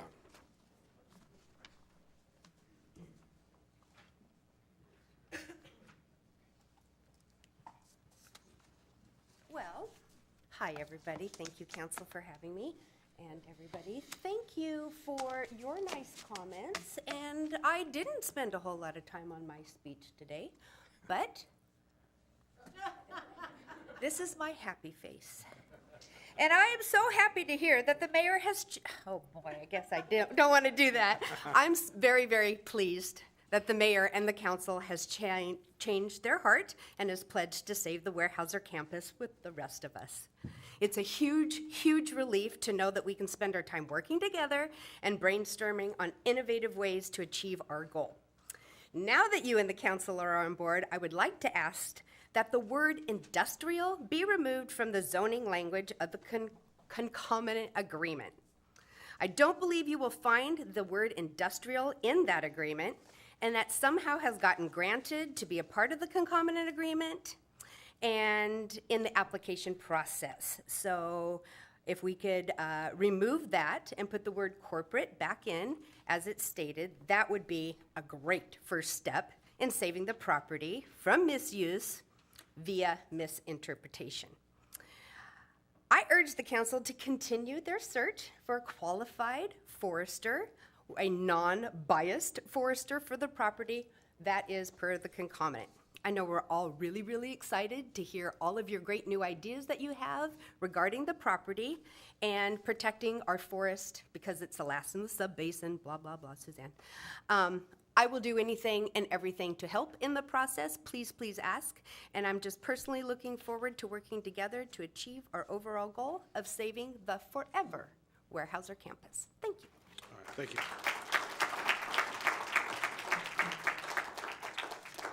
Well, said, Suzanne. Tashana, I don't have a red nose on, but great job. Tashana Nash and Richard Pearson, we've got letters. I'll hand those down and ask that they be read into the record.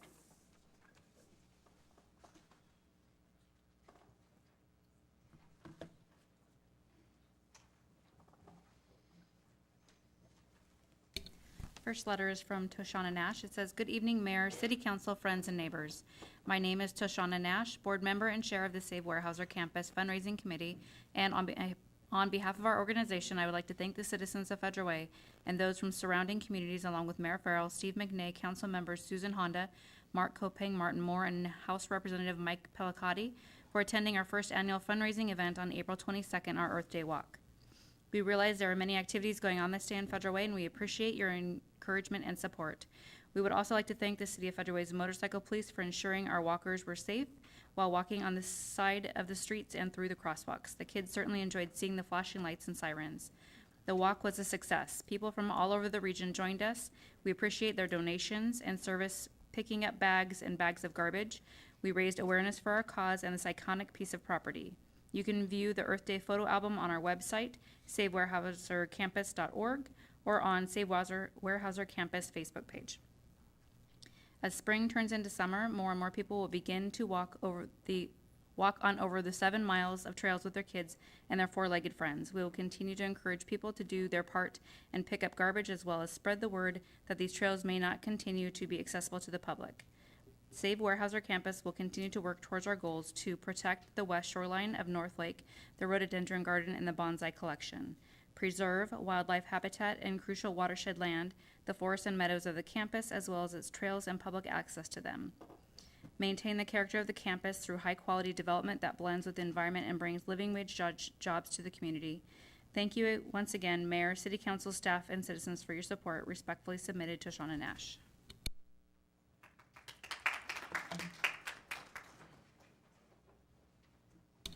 Second letter is from Richard Pearson and reads, Honorable Mayor, Deputy Mayor, Council, staff, ladies and gentlemen, it is with regret that I am conflicted this evening and unable to attend. My best wishes and appreciation for your service to our community, and thanks to Lori Sechrist, President of the Save Weyerhaeuser Campus, for presenting my comments. I remind you that my family has lived in the shadows of the Weyerhaeuser corporate campus for over 40 years. We built our home and life there not only to have an environmentally efficient commute to my employment with the Weyerhaeuser Company, but because of the open space forests, meadows, creek, pond, and lake much appreciated by me as a forester confined to a desk job and afforded us by the open door public access policy of the Weyerhaeuser Company. We treated the corporate headquarters site as a public open space that we expected to last forever, as an asset to ourselves and the community, and a beautifully landscaped corporate campus managed by a forester. My sons worked in this summer assisting in the maintenance of the corporate grounds. An annexation agreement in 1994 to the newly formed city was a recognition of the company's outreach to the community and its governance. We had no idea that a little notice clause in the agreement permitting warehousing would be invoked after 50 years of quality corporate headquarters site and jeopardize access to the property.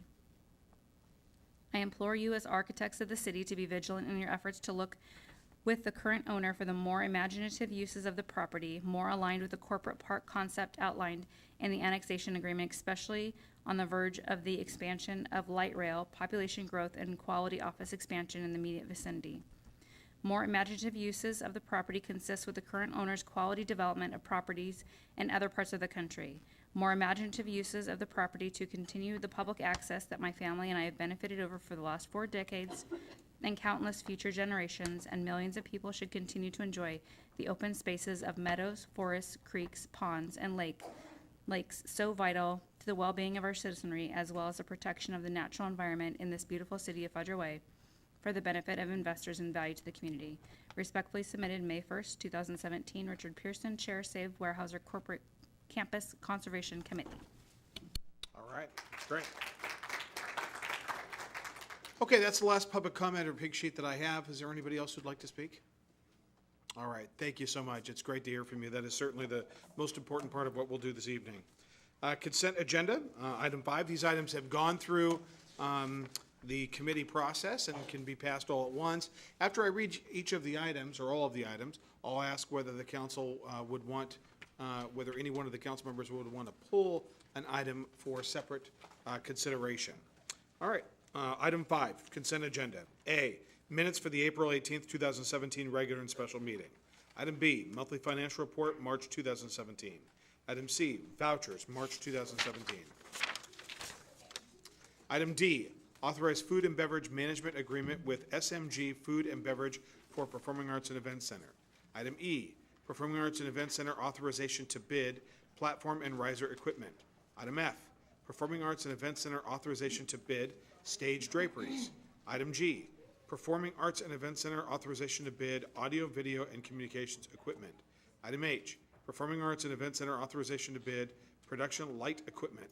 Item I, Performing Arts and Events Center authorization to bid facility signage package.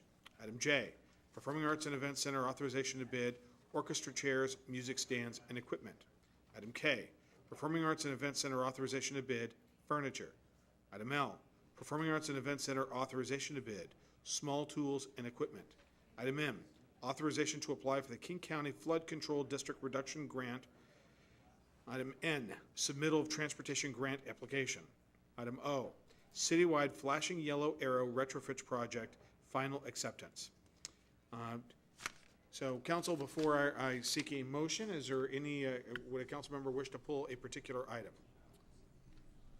All right, hearing none, Deputy Mayor Beverage, do you have a motion? I do. I move approval of items A through O on the consent agenda. Second. Second. It's been moved and seconded. Is there any discussion? All those in favor? Aye. Aye. Opposed? All right, the consent agenda passes unanimously, all in one vote. All right, council business, Parks and Recreation Commission appointments. Councilmember Kopang. Thank you, Mayor. Council and I are pleased, I move to appoint the following individuals to the Parks and Recreation Commission. David Wilson to fill a voting position expiring April 30th, 2020. Michael Cam Smith to fill a voting position expiring April 30th, 2020. Anthony Murrieta to fill a voting position expiring April 30th, 2020. And Steve Payne to fill a voting position expiring April 30th, 2020.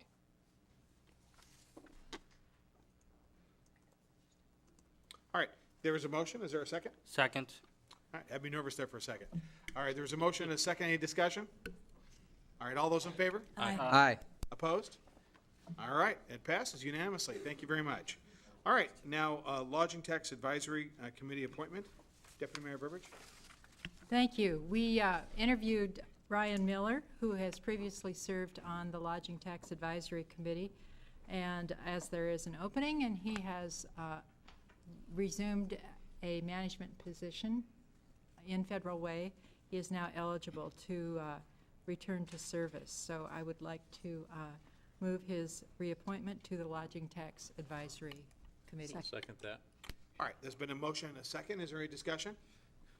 All those in favor? Aye. Aye. Opposed? Matter passes unanimously. Thank you, Deputy Mayor. All right, now we're on to ordinances, first reading. First, we'll have a staff report from Brian Davis, Community Development Director, with the city clerk read the ordinance title, and then we'll seek a motion. And this is Council Bill 723, adopt text amendments to Federal Way Revised Code, Title 19, quote, Zoning and Development Code, end quote, related to multifamily housing. So, we've got Brian Davis, our Community Development Director. Brian? Thank you, Mayor and Council. As I mentioned last night at the Land Use and Transportation Committee, this has been a joint effort between me and my staff, and so at any point, I'm sure you'll have some questions as I present this tonight, but I may ask a few of my coworkers to come up and answer any questions that you might have that I don't have at my immediate disposal. So at the last council meeting, we had a briefing on where we have been in the process. We've met a number of times since the moratorium was extended in November. We have had a series of meetings with the Planning Commission and the Land Use and Transportation Commission, and we have briefed the council on numerous occasions, most recently last week. At last week's meeting, or at your last meeting, excuse me. At the last meeting, we talked about the proposed changes that we are submitting to you for amendments to the Multifamily Development Code. And to summarize those are to improve, increase, and enforce better parking standards, to have a mixed use on first floors of multifamily developments, to incorporate private open space into the developments, to improve the requirements, space, and location for solid waste and recycling provisions, to reduce bulk and mass, to improve the compatibility with surrounding uses through increased setbacks for zones that are of a lower intensity, and to provide for a safety plan. And all of those could be summarized basically into three themes that we have been discussing: to improve the quality of the developments, to improve the compatibility with surrounding uses, and to improve the safety of tenants and surrounding residents. At last night's LUTC meeting, the committee forwarded the proposed amendments with the following changes. Again, what I'm going to be highlighting is what is different than what is in your packet that was distributed. And for the benefit of the public, if they viewed the packet before this meeting, I'm going to describe what's different than what was online based on last night's discussion at the committee. The changes were basically three. One is that all new multifamily residential structures in the city center core zone would have retail on the ground floor. And let me real quickly provide some visuals for you of what we're talking about. Okay, so this is a typical mixed-use structure. This is housing. As you can see, it's got some private open space incorporated into each unit, and it has ground floor retail.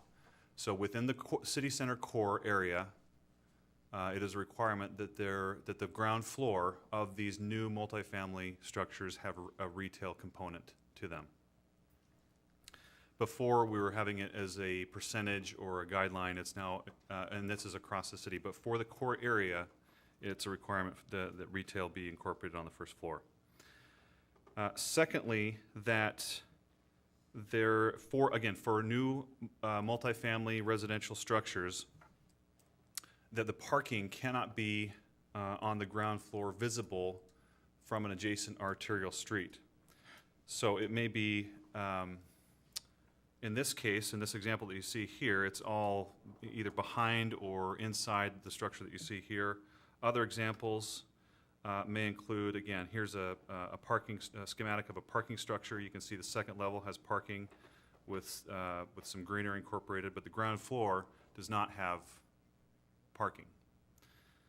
Similarly, another diagram showing a street, sidewalk, pedestrian oriented walkway with retail. You can see sort of a cross-section of this first unit on the ground is not parking. The parking is behind or on top of. And again, we're talking about the core. Now, one thing that we wanted to follow up, staff wanted to follow up with the committee on, and we can have a discussion on this, was if this also extended to the city center frame as well. As it's written right now, we're only proposing that this be in the core, but if the council wants to extend that to the frame, we certainly could do that. And then finally,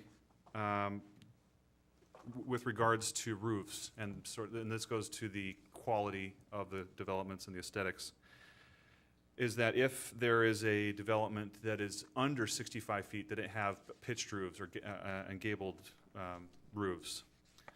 Again, this is for appearance. Now, one of the provisions that we have submitted to you, and this is in the ordinance.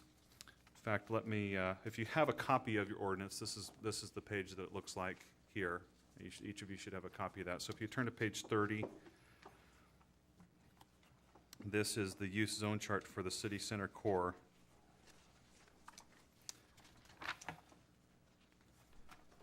And if you look at number 6, this is the precise language that we're discussing about pitched roofs. So it says all buildings except for related parking structures up to 65 feet in height, 6 stories, must be gabled with pitched roofs. And then this is the option that we wanted to for the council's consideration. And that is unless the building is taller than 35 feet with a rooftop that contributes to the multifamily open space requirements. So at the committee last night, we talked about having the top of the structure, possibly having that as part of their open space if it's designed with the load capacity to handle tenants go on the roof for open space activities. So this alternative that we've provided to you, and again, it's an alternative that we didn't discuss last night, but we wanted to submit it just for discussion.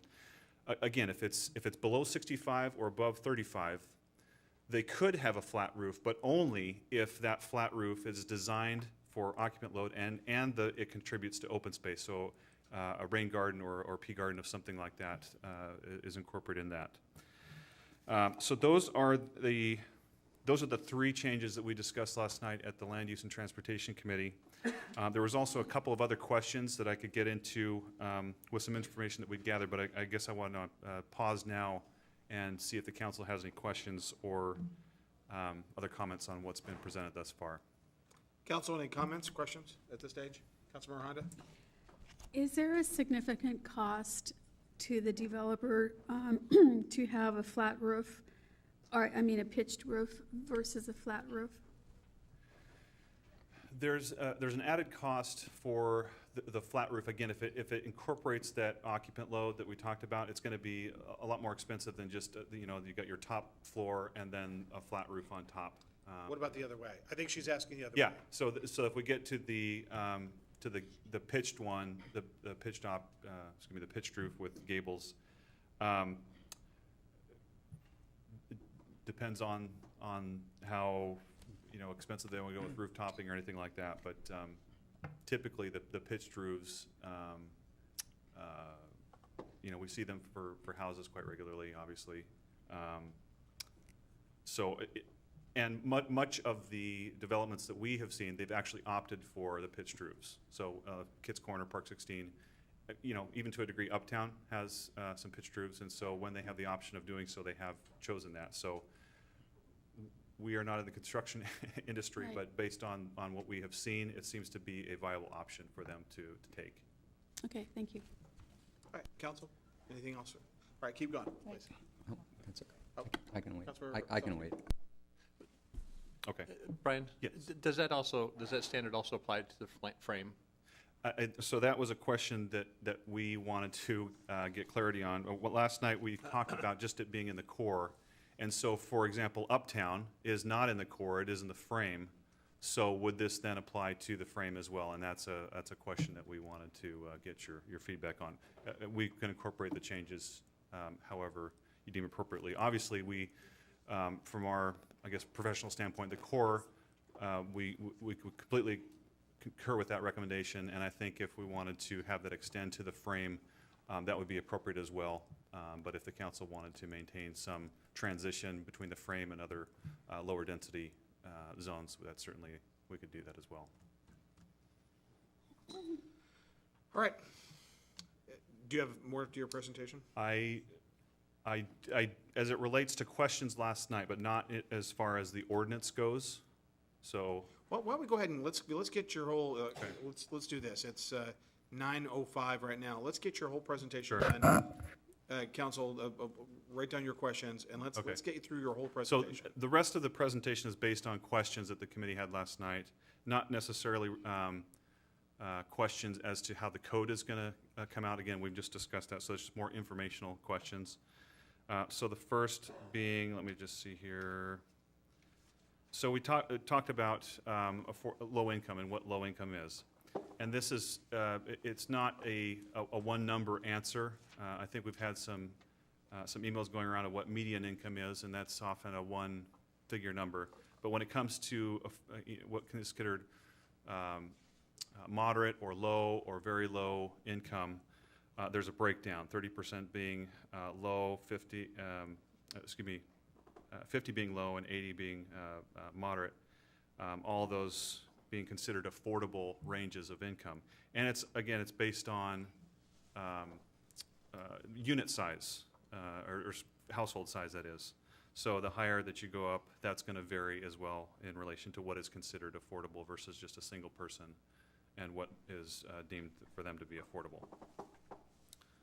And so this is, as we go into the next step, after we're done this evening with these amendments, as we go on to the next step that we've talked about, this is an important consideration that we'll take on the next step in determining how this would apply to future developments. Because as I'll show you in a minute, we have met our goals for a large portion of our affordable housing targets. Let me just get to those here real quick. Okay, so here we are on this slide. So this shows, again, it's breaking it down into income levels. So 30% below is very low. We're in need of 12%. We only have 2. So we're lacking in that respect. However, for low and moderate, for example, our needs projections show that we need 16 when in fact we have 26. And for low, the low bracket, we need 12 and we have 20.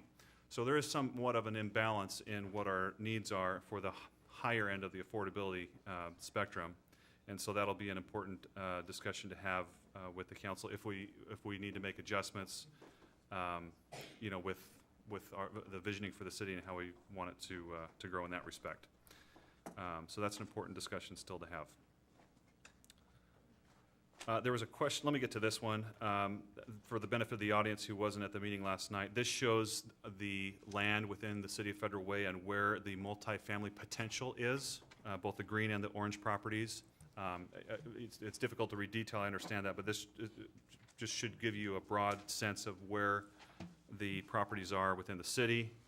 And for your reference, this is 320th, this is Pacific Highway. So it's in that city center core and frame area where a lot of the potential for multifamily developments is. And then also along the rest of Pacific Highway is where we see a lot of it.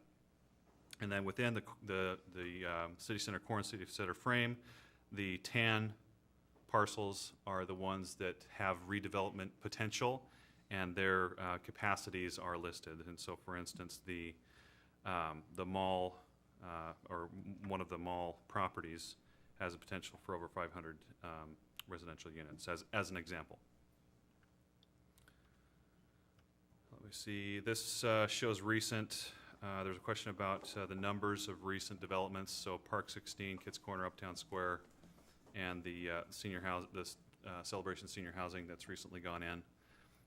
If you take out the senior housing, it's about 800 units, and if you include the recent senior development, it's over 1,100. And okay, this is a comparison. There was a question on school impact fees. So again, for the benefit of the audience, if multifamily development comes to the city asking for a permit, it goes through the review process. At the time that there's issued a building permit, they first have to pay impact fees. One is traffic to the city. The other is school impact fees to the school district. The Federal Way School District recently increased its multifamily impact fees, and this is per unit. And so it used to be, yes, so last year, I guess it's 2 years ago now, 2015, for multifamily developments, it was under 2,000. Now it's over 9,000, and they dropped the single-family impact fees from 5,000 down to just below 3,000. So that you can kind of see the contrast of between single-family and multifamily between 2016 and 2015 when they changed their rates. So again, this is how the city compares to other jurisdictions in relation to its school impact fees.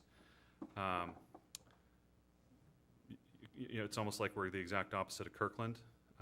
Kirkland has a very high rate for single family, whereas it's very low for multifamily units. And this is an interesting reflection because many of the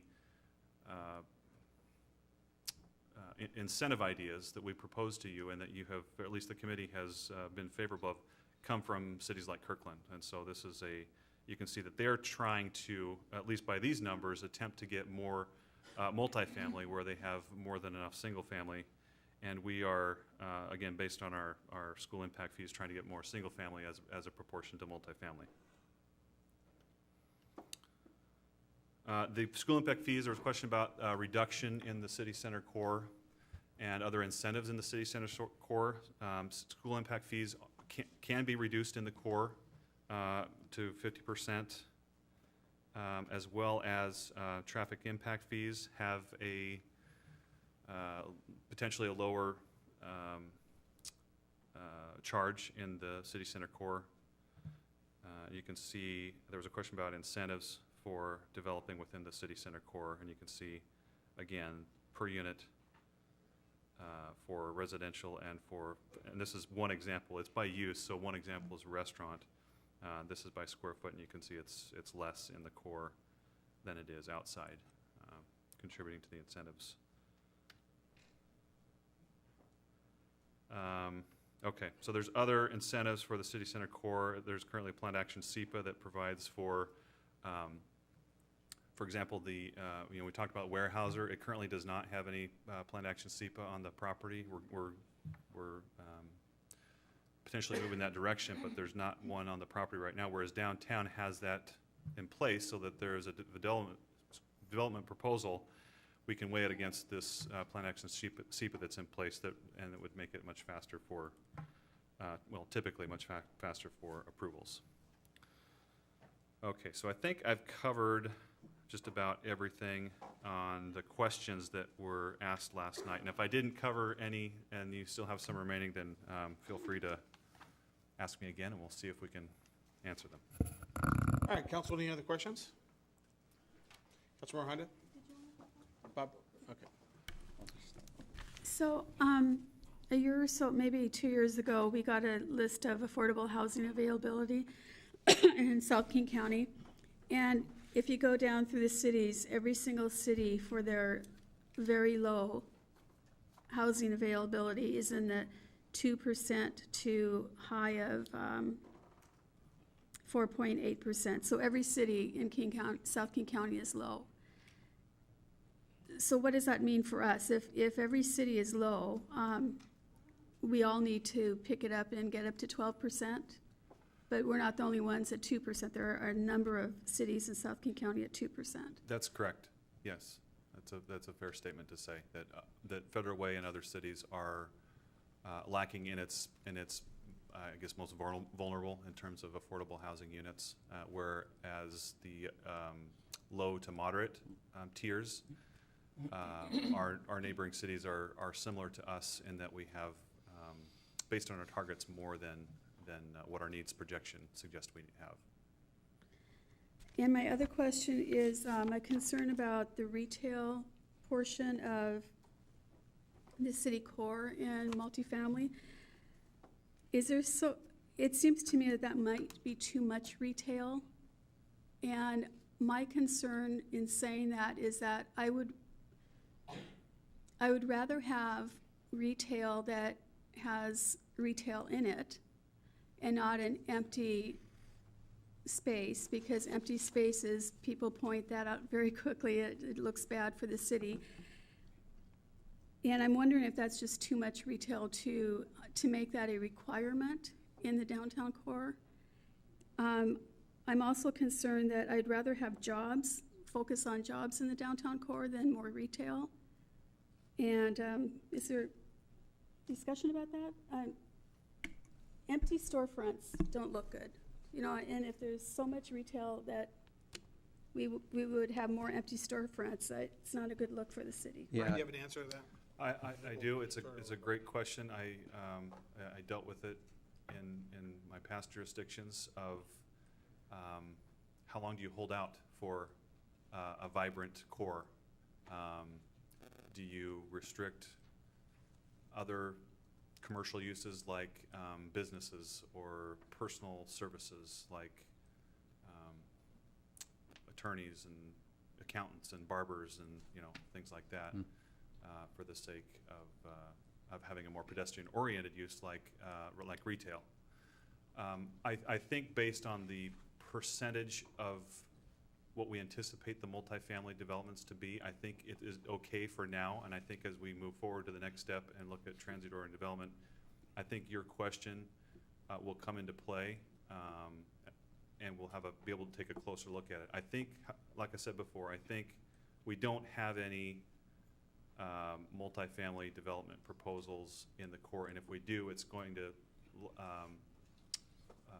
again, it's going to be close to the core, and so we actually discussed this today, and we think for now that having the retail requirement is okay for now, and we can look at it, sort of get a picture of how well that's performing as we move closer to seeing the link extension come in. So I have one more question.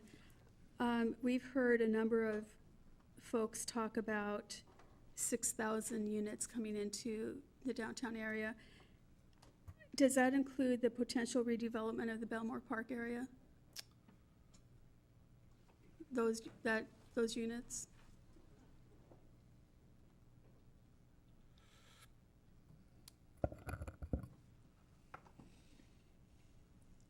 So I believe we're talking about this area, and I apologize for the. It's so tiny. It is, and this is the core map that we did here. So here's Belmore, just south right here, and this close-up map only goes in the core and frame. Belmore is Zone B, RM. Okay. So on this map, if we're just looking right here, it is white, so it's currently not considered redevelopable. That certainly doesn't mean that it can't, but just the redevelopment calculation is a best guess, again, based on assessed value of improvements versus the assessed value of the land, or the combined land and structural improvements compared to the land. So if the structure gets below a point in value, then it's considered redevelopable. And for whatever reason the math currently is not kicking in for Belmore Park to be considered redevelopable. Okay, thank you. Yeah, All right, Councilmember Selsky. sure thing. So with regard to the first level being retail, you know, I think what we want is a downtown area that is going to be walkable. It's going to be friendly to, you know, the residents, the visitors, places to shop, you know, have coffee, meet friends or whatever. But, you know, that could be a concern. Hopefully it won't be a concern where these retail spaces won't be fully occupied and vibrant. But if for some reason something happens, maybe we look at making that or allowing for some professional office buildings in there as well, like you said, accounting services, barbershops, or whatever. Barbershops may be retail, I don't know, but going ahead and expanding it so that these spaces are not vacant. That's, I think, what we all fear. So we have the option of doing that, though, right, Brian? Making an amendment to allow for those uses. We would, yes. Okay, so we're not locked in forever with this. We, no, we're not. In fact, like I said, the next step, I think, is to assess where we want to go as a city, and that's likely going to involve more of what we're doing tonight in the future. So, Okay. and if this turns out to be one of those things that we need to slightly modify, then that certainly we could do that. Okay. Secondly, staying with the city center core with regard to transit-oriented development, and I wish our Sound Transit folks were still here to ask this question. Oh, they are. Okay, I'm sorry. I didn't see you move from there to there. And I don't know if you may know the answer to this or not, but with regard to development of affordable housing, are they allowed to avoid paying school impact fees with the affordable housing that could be coming into our area turned over by Sound Transit? I could probably answer. Oh, You're talking oh. about just if housing came in, would they be exempt from paying school impact Correct. fees? All the previous developments did pay school impact fees. They didn't pay the current one, the elevated one, but they paid the ones before. Okay, so affordable housing units do pay the school impact Yeah, fees? they have certain exemptions, but permits, you know, all the requirements for permits, including impact fees. Again, there's reductions, but that's across the board for any developments as it applies to that development if it's in the core area. Right, whatever those are. Okay, okay, so they will contribute to our school funding. Okay. Last question. Just one clarification. Okay, sure. They'll contribute to the schools just with that impact fee. Right. And there's, depending on each affordable housing development might be structured a little bit differently, and there may be a loss of a property tax revenue that the school district might miss out on, but it just depends on how it's structured. Mm-hmm. Okay. And then the last question I have, so of the recent developments that we have had going, built in the city, were any of those tagged with the $9,000 school impact fee, or were they grandfathered under the old fees? The last one was Uptown, and my understanding is they just got under the 9,000, is my understanding on that, yeah. Okay. Yeah. They beat the installation of the new fees? Yeah. Okay. And we've not seen any developments since that fee has been raised. Okay. I do have something else to say, but that's the last question I have, so. Deputy Mayor Burbridge, and then Councilmember Moore. Thank you. I have two questions. One is, or one's actually kind of a clarification. But first of all, regarding the targets in the different categories, you reviewed the percentages and where we are in meeting those targets. And not having the original list in front of me, I wanted to ask whether the percentages that are listed there, the 26.2% and 20.4% that we have achieved, and then of course the 2%, do those include the more recent projects that have been constructed in the last 2 years in February? They do not. This is from 2014, which is the most recent data that we have. So there would be an addition of 800 units, and that would probably bump up slightly from what you see there. Okay, Could that be, total be provided to us at the next meeting? I'd very much appreciate that, so we'd have that We can, calculation. yes, we can do our best. This slide right here actually was, it was done by an intern. So that was their full-time job to come up with this very slide. So we'll do our best to see if Okay. we can just add the units into this to see what the base is from 2014, because we don't think there was, other than those 4 or 5 projects, there weren't much else that happened. Okay, thank you. And then additionally, regarding the previous question from Councilmember Honda regarding property tax exemption and other fee exemption, it's my understanding that if the ongoing ownership is of the property is and the facility is by a nonprofit, there's no property tax paid at all, whether that's for schools or the city or the fire district or the Port of Seattle or any property tax. That's highly likely. Again, there's different nonprofits are funded differently, and so some may lease the land, or so where the owner is still paying property taxes. Okay. It just depends on how it's arranged. But the actual ownership is. Yes. Where it Deputy says. Mayor, I think that might just apply to 501c3s. There are different categories of 501s. I know, I understand that, right. There would be specific categories of nonprofits. Yeah. But if they do have that classification, there would be no property tax. Yeah, thank you. Councilmember Moore. Thank you so much, Mr. Mayor. I have a few questions, Brian, and of course, thank you for spending some time with me earlier today. I hope you had it was a good, informative meeting. Couple things, and some of these questions come from emails that we've all received from constituents. Can you first talk to me about elevators requirements in these such developments? Is there a requirement for that, or is there not a requirement? Depends on how many floors it has. Usually if it's 4 or more stories, my building official's not here, but usually 4 or more stories, International Building Code requires elevators. Okay. And I'm just, and then in reading the document, the original,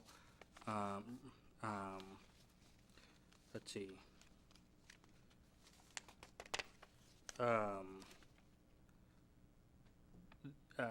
The report that you put together, one of the things that kind of caught that I'd like to kind of get better clarification, Brian, is you used the term special needs housing. How's that defined in this case? It could mean a couple of things. One is if there's elderly dependency or drug dependency or mental help or handicap of some kind, then that would fall under the special needs category. Okay. And usually they are, they carry some certification or license to operate through some regulating agency at the state level. Okay, I appreciate that clarification. One of the things I've been championing for a couple of years now is, environmental stewardships, and with the PAC, I certainly talked about advocate for solar, for the PAC to be retrofitted for solar panels, and when developers build this, is there a requirement for there to be solar panels or some sort of environmental capacity to the buildings of developing, and can that be added to one of the recommendations? We there are some guidelines that we have incorporated into that they can opt for it. We're not we don't require, for instance, LEED developments. That's not a requirement that we have. As for the PAC, I admittedly have not been, I came in as the glass was going up, so I've not been involved with that project. EJ Walsh is here as a project manager. If you want to get answers now or perhaps later, he can follow up with you on that. But we could put a policy in place. of that, couldn't we? We could, That's possible, right? if you wanted to do that, I would recommend that we take that in step 2 of this process and not do it right here, because that does require that requires a lot more vetting with the public than what we're doing right now. Okay. I just want to comment because I know for nonprofits, having built facilities here, leads is terribly expensive and adds an awful lot to the cost of the project to try and meet LEED standards. And since nonprofits get their money from many different sources, we might not be able to put up the nice places that we have, which, by the way, house people usually from low income right up to 80% of median income. So you have a nice spread of people living in the same facility. So that's something that you have to think about if you're talking about a LEED standard. Sure, and that's a conversation I would entertain at some point. And I think the other two parts to that may go into the next steps is, in reading this document, I didn't really read anything about apprenticeship utilizations. I'm sorry, I didn't quite get that. Apprenticeship utilization requirements, is that, did I miss anything in that, or is that as part of the requirement, or would you recommend that we discuss that at under next steps? I would recommend next steps for that. Okay. Yeah. And I guess to give you a full opportunity to answer, what would you say are the next steps besides those two items as we continue to move forward? Because clearly, with these recommendations, the work isn't done. So that would be my question. Thank you. Let me see if I can answer that with a couple slides. So this is the last 11 years of permitting activity. You can see that single family and multifamily is pretty balanced. Our capacity, however, in other words, this is what our land has available for us to build. And basically it's a 70-30 split between multifamily and single family, in favor of multifamily, 70%. And yet, like I said in this last slide, we're seeing about a 50-50 rate of development between the two. Combine that information with this map and the redevelopment potential for multifamily, and the majority of our available units are in this area, I would say, and I mentioned this last night at the committee, I think the next step is to look at transit-oriented development, because this is exactly where it's going to happen, and the core is the future identity of our city. And then the second part of it is this slide right here that I mentioned took some time to put together, but does reflect the fact that we do have a bit of an excess in terms of affordable housing. Not that affordable housing is not needed in Federal Way or even the region. It's just that our needs projection has us a little bit lower than what is actually happening on the ground. So I think their next steps would be get updated numbers, couple that with a visioning process with the city council and the public for how our city's going to shape in the future. Thank you, Brian. In closing, Mr. Mayor, if I may, just for a few seconds, and that's in response to Councilmember Selsky and Councilmember Honda, and Brian, thank you for your questions. I appreciate for your answers to the questions. One of the other things I'd like us to look at, besides looking at making the ground level, retail or offices, but I want us to look at services. I know that Uptown Square has a spot available for ECAP, and I think that's a great partnership. I think our community can really benefit greatly by seeing if we can provide some sort of services. Additionally, how do we partner up with the federal government and put a federal government office in one of those buildings? Just thinking outside the box here, because I know I've heard some things over the years with regards to ideas in that realm of connecting people to their federal government and with services within the federal government more closely, so that people don't have to drive 45 to an hour and battle through that traffic of Seattle or wherever you're going. They can just go right here into Federal Way and get that services. So that's something I also want to add to the table of conversation. Thank you. All right, thank you. Councilmember Cephas-Dawson, then back to Councilmember Honda. Thank you. I have a comment and a question. So my comment actually is around this, this slide where we have the different income levels and then what we have. So with the tax credit developments, you are income qualified when you move in, but once you're in, you're in. It doesn't matter how much your income increases or goes down. So I wonder if there's a way to capture those changes as they happen. So that may fluctuate or change what we have here. It's a great question, and it's all about the data for sure, and where we get the data, and we need to get updated, fresh data to paint a picture than what we see in 2014, and I think that's what has been expressed to get some updated numbers with the recent developments. And also to your point, is it being counted correctly? Right.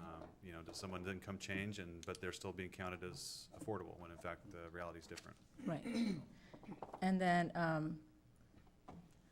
with the 30%, you know, the Housing Authority does have a couple of public housing facilities here. But one of the things I keep hearing from people with Section 8 voucher holders is there's nowhere for them to move anyway. And so even if we wanted to, or if there was an opportunity to increase, there's just not available housing for people to rent here in Federal Way and or anywhere. Yeah. And so I think it's not because we're not, it's just not available. So that's going to continue to be a challenge probably, unless we have more public housing or tax credit properties that can meet those requirements. Yeah. But my question is with what your comments were about service and retail, instead of waiting, can we incorporate that now into this language, and then we don't have to do any kind of an amendment later on as the need arises? Then that would address Councilmember Honda's concern?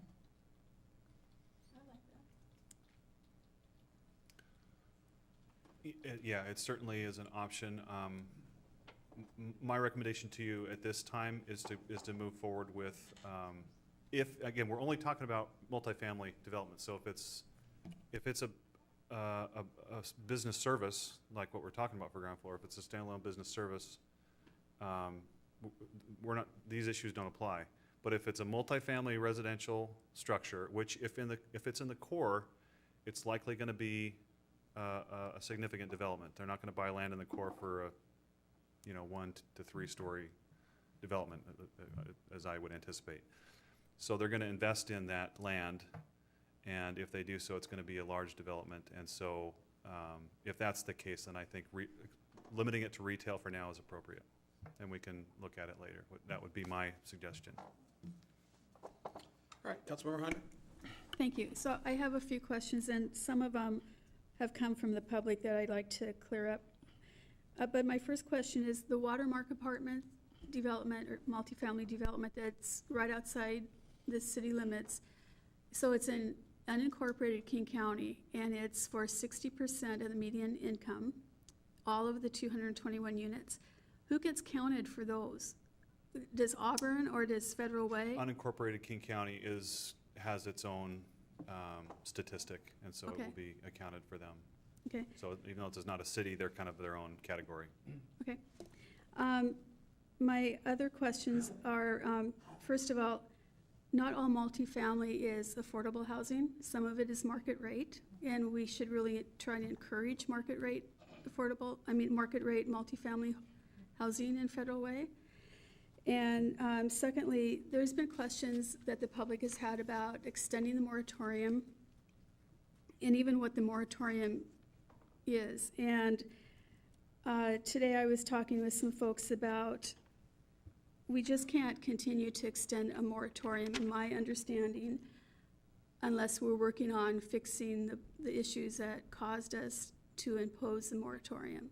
So to extend the moratorium because perhaps the school district needs more time to plan and to have space for their students would not work, because we have already worked on fixing the moratorium. And do you want to talk about that? About how moratoriums work and why we need to move on and, Yes. So if we were to extend the moratorium for the purposes of the things that you talked about, my suggestion to you is to, in that presentation I gave in the very beginning about transitory development and the timing that it takes to do that, I mean, the timeline that we're talking about is 7 years for the Capitol Hill example, which is likely going to be similar to ours, because we know for sure that the link isn't going to open until 2024. So we've got quite a bit of time before we actually see, for example, that property redevelop, which I know is a concern to the council. So I don't think extend them more. I think we would kind of get to another 6 months and we'd say, well, we need to, we're still not there yet with transitory development. We need to do it again. That would be my concern. I would also, you know, I've talked to people as well. I guess my exposure is more to developers and other people in the region about things that are going on in Federal Way. And, you know, a moratorium is not a positive label to a city. And so if we were to continue that, I think we'd need a very sound basis for doing so. And I think, like I mentioned last night, this is a good first step. And just because we're done tonight doesn't mean we're done on this issue. There's a lot more work to do, and that's what we'd be doing even after the moratorium is lifted. one other question. So the next issues that we'll be discussing, if this is lifted, if we vote to lift this tonight, we'll be discussing zoning.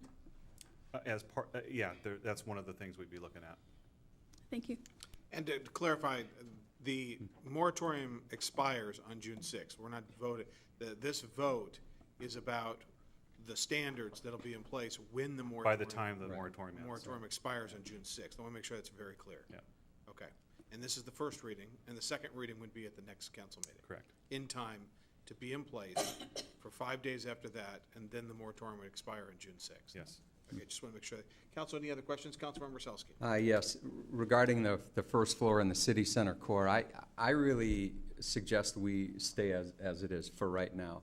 The purpose of this is really revenue generation through retail. And if we're going to be building multifamily, or developers are going to be building multifamily housing there could be 200 to 300 units in each of the buildings, and the ground floor retail could serve as places for these, the residents and tenants to go and use these services. And so, again, I suggest we just stay with what we have right now, and we'll see if we have a recession or a really big downturn, then we have the option of moving into, different uses. But there are going to be other buildings in our downtown, like we see in Seattle, that are really office, right?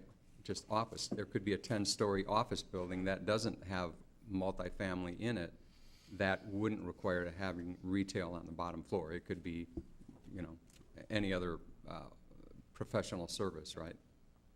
Okay. Yeah. So that doesn't mean every building going into the downtown core area is going to have a retail component to it on the ground floor. Okay. Yeah, just multifamily residential. All right, Deputy Mayor Beverage and then Councilmember Moore. My preference would be as well to retain the retail requirement at this time.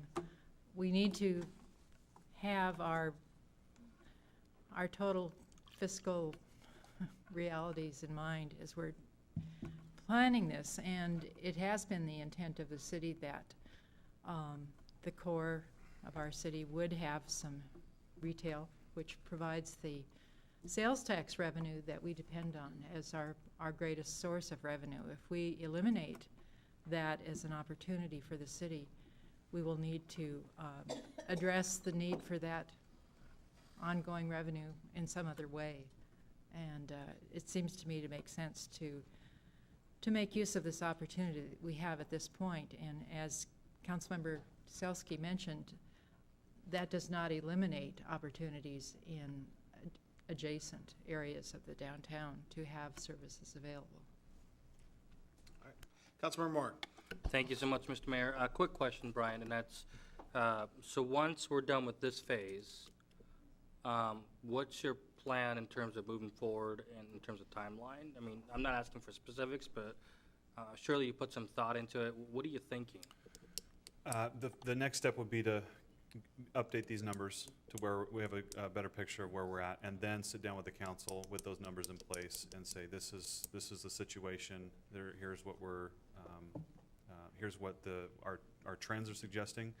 Because I guess my concern is that we've had 800 units within the last couple of years, and a lot of times, and I'm saying it would be in this case, but a lot of times when growth projections are handed to cities, they just merely trend out history.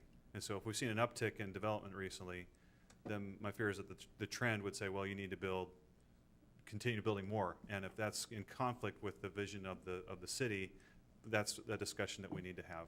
And so that would be my next step. So, I mean, just to clarify, is that like later on in the year, like in the fall I think so. time, Yeah, or I don't think we need to. I don't think we should sit on this. I think we need to get going. continue moving Yeah. forward on the next phase after this? Yeah. Thank you so much, Brian. All right, Councilmember Solsky. Yeah, I don't know if anybody else has any other questions, but I do have a couple of comments that I want to make before we do take the vote. And is this a good time to do that? Or, okay, it seems like all the questions have been pretty much asked, but I really think that the original moratorium on multifamily housing was enacted to determine exactly what multifamily housing should look like in our city. You know, this has really been the big driver of the issue. What it should look like and what changes have to be made to really arrive at a workable solution. And, you know, the Community Development Department has done a magnificent job really researching, putting together the pieces of this really what I consider 1,000-piece puzzle. I mean, this thing has been difficult, I know, trying to gather all the data and then present it to us as we've asked in a usable format that's understandable. That's not an easy task, and I just want to really say thank you for all the work you did. You know, and not only was a great effort put in by the Community Development Department, the whole team, but the Planning Commission, the Land Use and Transportation Committee has been working really hard on this.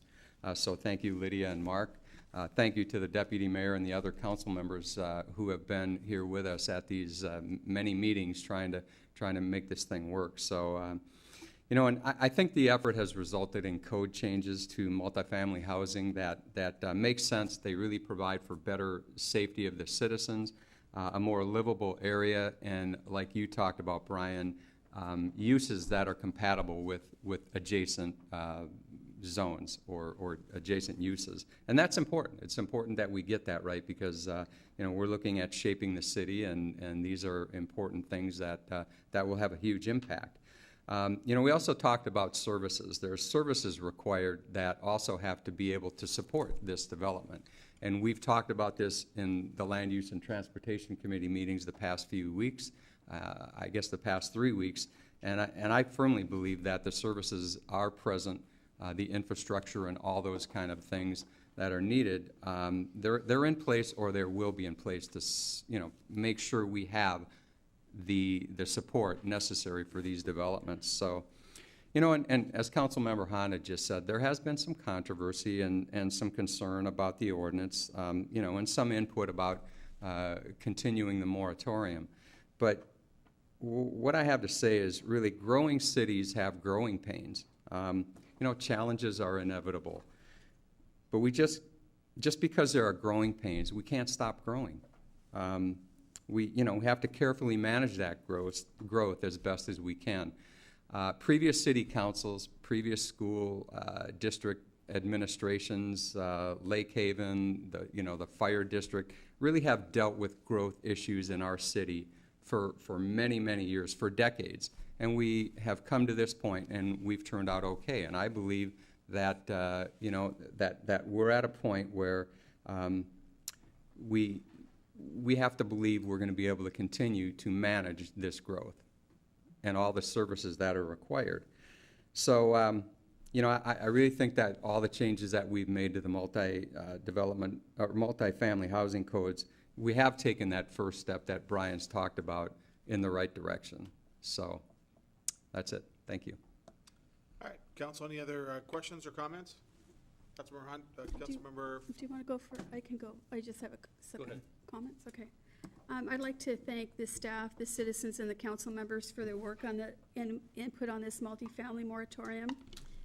This started about 11 months ago, and I initially supported this because I had had a discussion with our superintendent and some school board members about the recent development of the multifamily units, and that had caused some increased students in some of the schools that the school district wasn't quite ready for. And they suggested that they needed time to plan for future students and for the students that they have, because there are about 1,000 students over capacity at this point. Well, they've done a good job of planning. You know, under the leadership of Dr. Campbell, they had a citizen group that met for several months, and they developed a plan for rebuilding and expanding several schools. And that will be going to the voters for approval. I believe it's in November. I do have several concerns about what will happen when the moratorium is up. Will there be developers that rush in to create more multifamily developments here? I'm not so sure. Are some of those incentives that we have, I think we need to be talking about in the future as a council, especially, for the downtown area. You know, the work isn't over after these code changes are passed. We still need to be discussing zoning.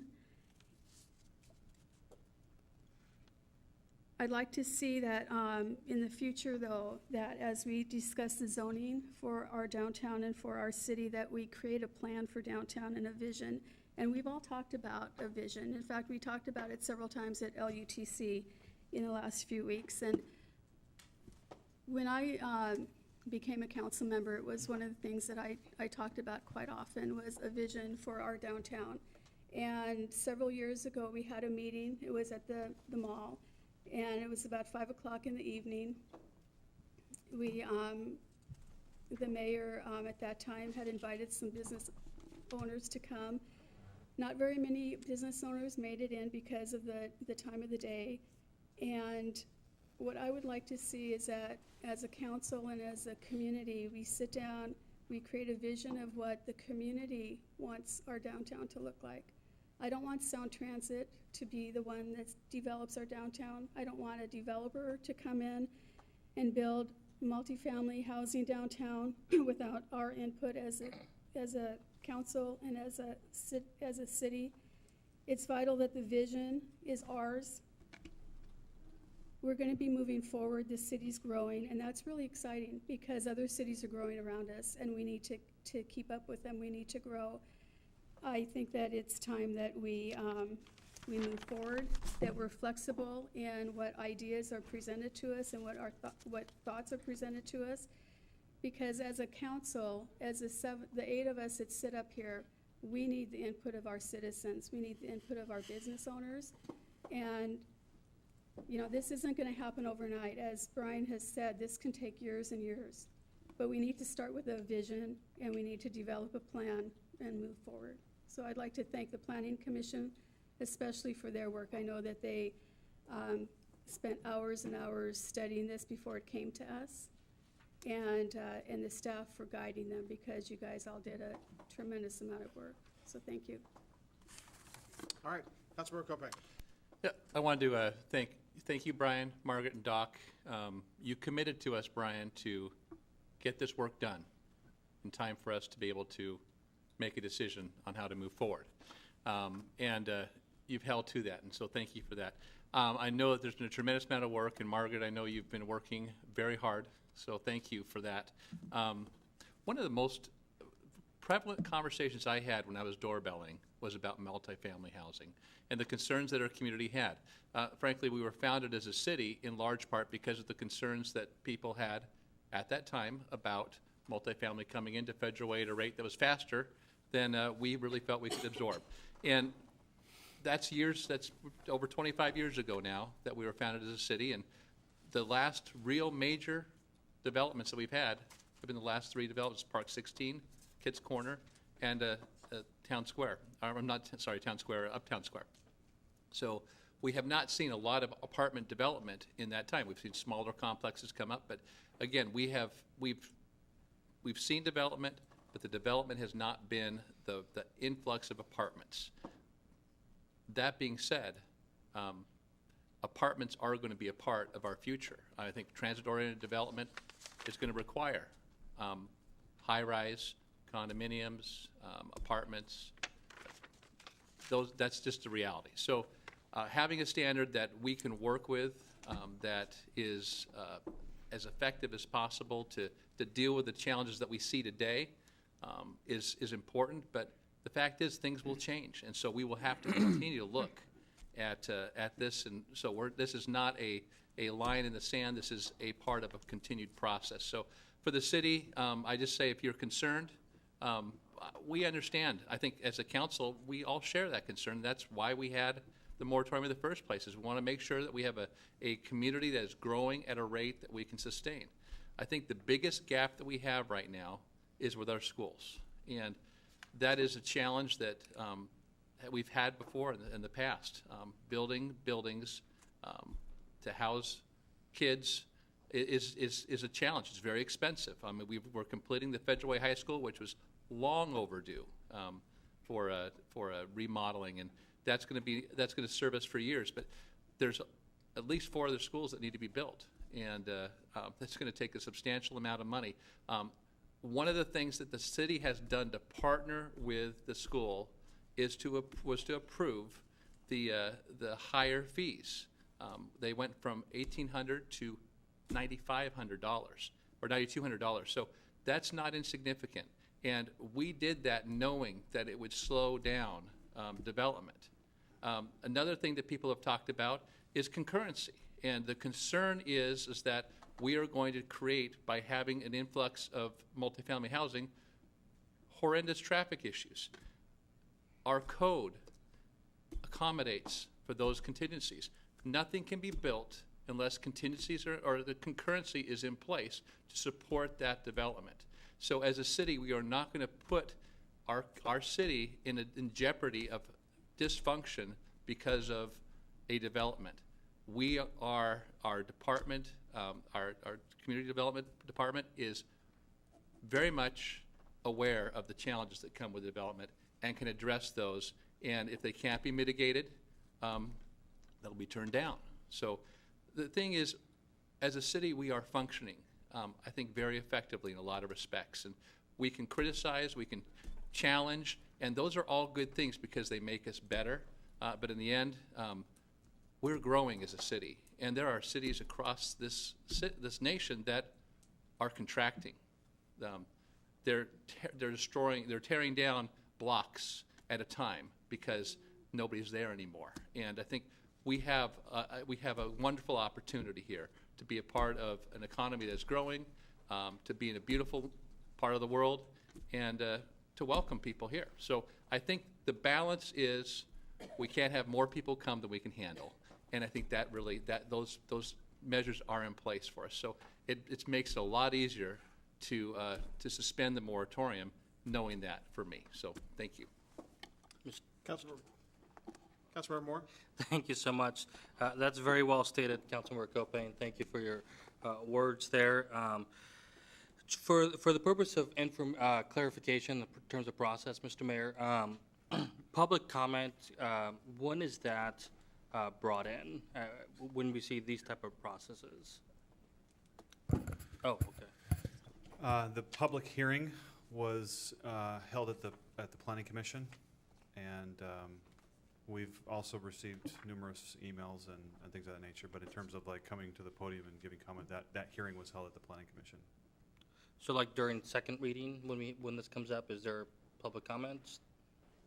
An official public comment period? Well, no, these are set for first reading and second reading. The public comment is during the public comment period. Okay. Yeah. So during public comment, these are not set up like a, like a particular section in which there's public comment during the city council agenda for those items. They could be commented on, during our regular comment period. okay. So if anybody has comments that they want to add, come to the city council meeting, ask your questions or share your comments with regards to this issue. So, thank you. All right, before we go any further, I do want to articulate something that, it was said that, I'm sorry, Councilmember. 10 o'clock. Oh, Deputy Mayor Beverage. I move to extend the meeting past 10 o'clock this evening. All right, it's been a motion and a second to extend past 10 p.m. Is there any discussion? All those in favor? Aye. Opposed? All right. Exactly. The meeting would be over. So I do want to say there was some sort of discussion or comment that we need to work on a city vision and a plan for downtown. We have a comprehensive plan. We've been talking about our downtown vision literally for 2.5 decades. We are building a $32 million performing arts and event center. We have a town square park. We bought the Target property. We have a downtown that we're building, and we have all kinds of standards and plans. And this is about multifamily housing and the standards for multifamily housing. To claim that we don't have a vision for our downtown is not accurate and simply not true. So we have a planning commission, a comprehensive plan, and this council every year talks about the visioning for our downtown. So I just want to make sure that's very clear. Mr. Mayor, I'm sorry if I implied that I was limiting that to multifamily. I'm not talking about you. Okay. I'm not talking All about right. you. Councilmember, right, because it's actually just not true. Councilmember Salsky, do you have a comment? All right, Deputy Mayor Beveridge. Thank you. I certainly appreciate hearing the comments of and sense of this process from my colleagues on the council, as well as, of course, from the mayor. I want to extend my appreciation to Brian and to Margaret and to Doc and to any other staff who have contributed significantly to this process. Appreciate doubling up on the Land Use Transportation Committee meetings too. That made meeting the target possible. We're not there yet, but it's certainly achievable with what we've done in a very intense way, I would say, and especially for the staff, but also for others who are here. And I want to extend appreciation too for people who have attended these meetings, people who have given citizen comment, and also some very thoughtful emails that we've received as council members expressing concerns, questions, and suggestions that have been very helpful to the process. So again, thank you. And when I reflect back to the beginning of the moratoria, the two that we've had, or the extended one, however you define it. We talked at that point about wanting to achieve a balance in housing, in kinds of housing, and to provide for all of our residents. And certainly, as Councilmember Kopeng mentioned, for the ongoing growth, the future growth of our community. So again, thank you, and look forward to the next meeting, and would appreciate any additional input from those who are interested. All right, Council, anything else? All right, Councilmember Salsky, do you have a motion? I'm sorry? Thank you. Would you please read the ordinance? Council Bill 723, adopt text amendments to the Federal Way Revised Code, Title 19, Zoning and Development Code relating to multifamily housing. An ordinance of the City of Federal Way, Washington, adopting code amendments relating to multifamily dwelling units, senior housing, and special needs housing, amending Federal Way Revised Code 19-05040, 19-05120, 19-115030, 19-115060, 19-115-115, 19-125-150, 19-200-100, 19-205-040, 19-205-070, 19-215-050, 19-220-050, 19-220-080, 19-225-070, 19-230-060, repealing Federal Way Revised Code 19-240-150 and adding new sections to Chapter 19-115 and 19-215 Federal Way Revised Code. All right, Councilor Porcelski. I move to forward the proposed ordinance to the May 16th, 2017 council meeting for second reading and enactment. Second. There's been a motion and a second. Is there any discussion? All those in favor? Aye. Aye. Opposed? All right, matter passes unanimously. All right, council reports. Councilmember Duclos. Thank you. First of all, I'd like to report that we had a second meeting, our finance director, Mr. Ariwala, and myself with the chamber members, the board, talking again about finances for the 2019-2020 budget and listening to their issues and presenting our issues. And we'll be having another meeting. It hasn't been scheduled yet, but the dialogue has been very good. We're learning about each other and each other's needs, and everybody seems to be in the same situation. After coming through a very tough recession, and now prices are going up and everybody's wanting more and more, and we're trying to figure out how we can meet the need and still keep going. But good night, all. The second thing, somebody made when they during citizen comment about that we were negative about Weyerhaeuser and preserving that. I want to take exception to that. I don't think anybody up here was negative about Weyerhaeuser. I think most of us wanted to. I actually got very, very involved with the Save Weyerhaeuser group. I have a new pin that they gave me. And I met with them and I gave them some names of legal companies that had done other things to help save certain areas. I walked the North Lake area with them. I think this council has been very supportive of the Weyerhaeuser campus and keeping it. I think every one of us have enjoyed that. I remember when I first came here and when I was CEO of the Multi-Service Center, I used to go over to Weyerhaeuser once a month for meetings with nonprofits and the Chamber of Commerce and all of that. So I just want to get that out there, that we have not been anti-Save the Campus. We have been out there working very hard to try and help. We've actually put some money in to buy the property over there by North Lake. So your council stands, and the mayor stands with you on these different things. I would like at our next meeting, if it's possible, to talk about the noise issue from the airport. I know there was a meeting held up there, I believe it was, a week or 2 weeks ago, and a lot of comments were made, and so I'd like to hear, for those of us that weren't there, and I would like to hear a report from the staff or whoever attended at our next meeting, so we can look at that and maybe start developing a position from us. I do remember not too long ago, or a few months ago, I think I told the mayor about this, I was at the dinner table, and a plane came down so low, my dinner table shook. And that one was pretty scary. I mean, I've heard them at night, and especially during the summertime, they seem to be flying a little lower, or you can hear it more in the summer. But that one was really scary. So I think that's something that I'd like to have us have some discussion at a council meeting about. And that's it. Thank you. Councilmember Moore. Thank you so much, Mr. Mayor. As you stated earlier, certainly it's a busy time. It's springtime, and that means we're going to be outdoors a lot more than before, and exciting things are happening outdoor.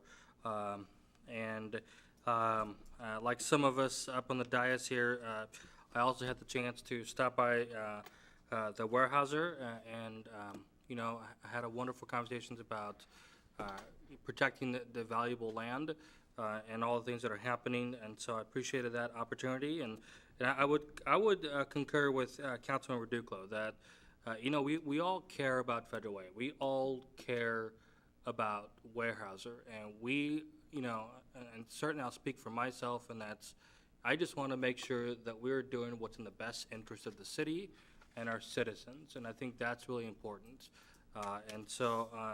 I think Save Weyerhaeuser Group has done a phenomenal job of really essentially being community organizers and providing, essentially advocating to the council and to other stakeholders of the importance of that land. And I'm incredibly grateful for the fact that that group exists, because I know that they have been successful. And so, again, I remain steadfast that we do what's in the best interest of the city, and that we don't do anything to harm the city, but also don't do anything to harm our residents. I think that's really important. So, moving forward, Park Appreciation Day was also had a wonderful time meeting up with Commissioner Don Coggins and Commissioner Anthony Marietta, and so that was good. I didn't get a chance to come to all the parks out there, but appreciated seeing that. I also appreciated seeing former commissioner who's part of the Federal Soccer Association, George Pfeiffer. Good man. It's what? Beg your pardon. I stand to be corrected. He is a current commissioner, and so it was good to see him. It's been a while since I've ran into him. Have a lot of respect for him, and it was just I'm proud to see a lot of our youth doing their part to clean up Celebration Park.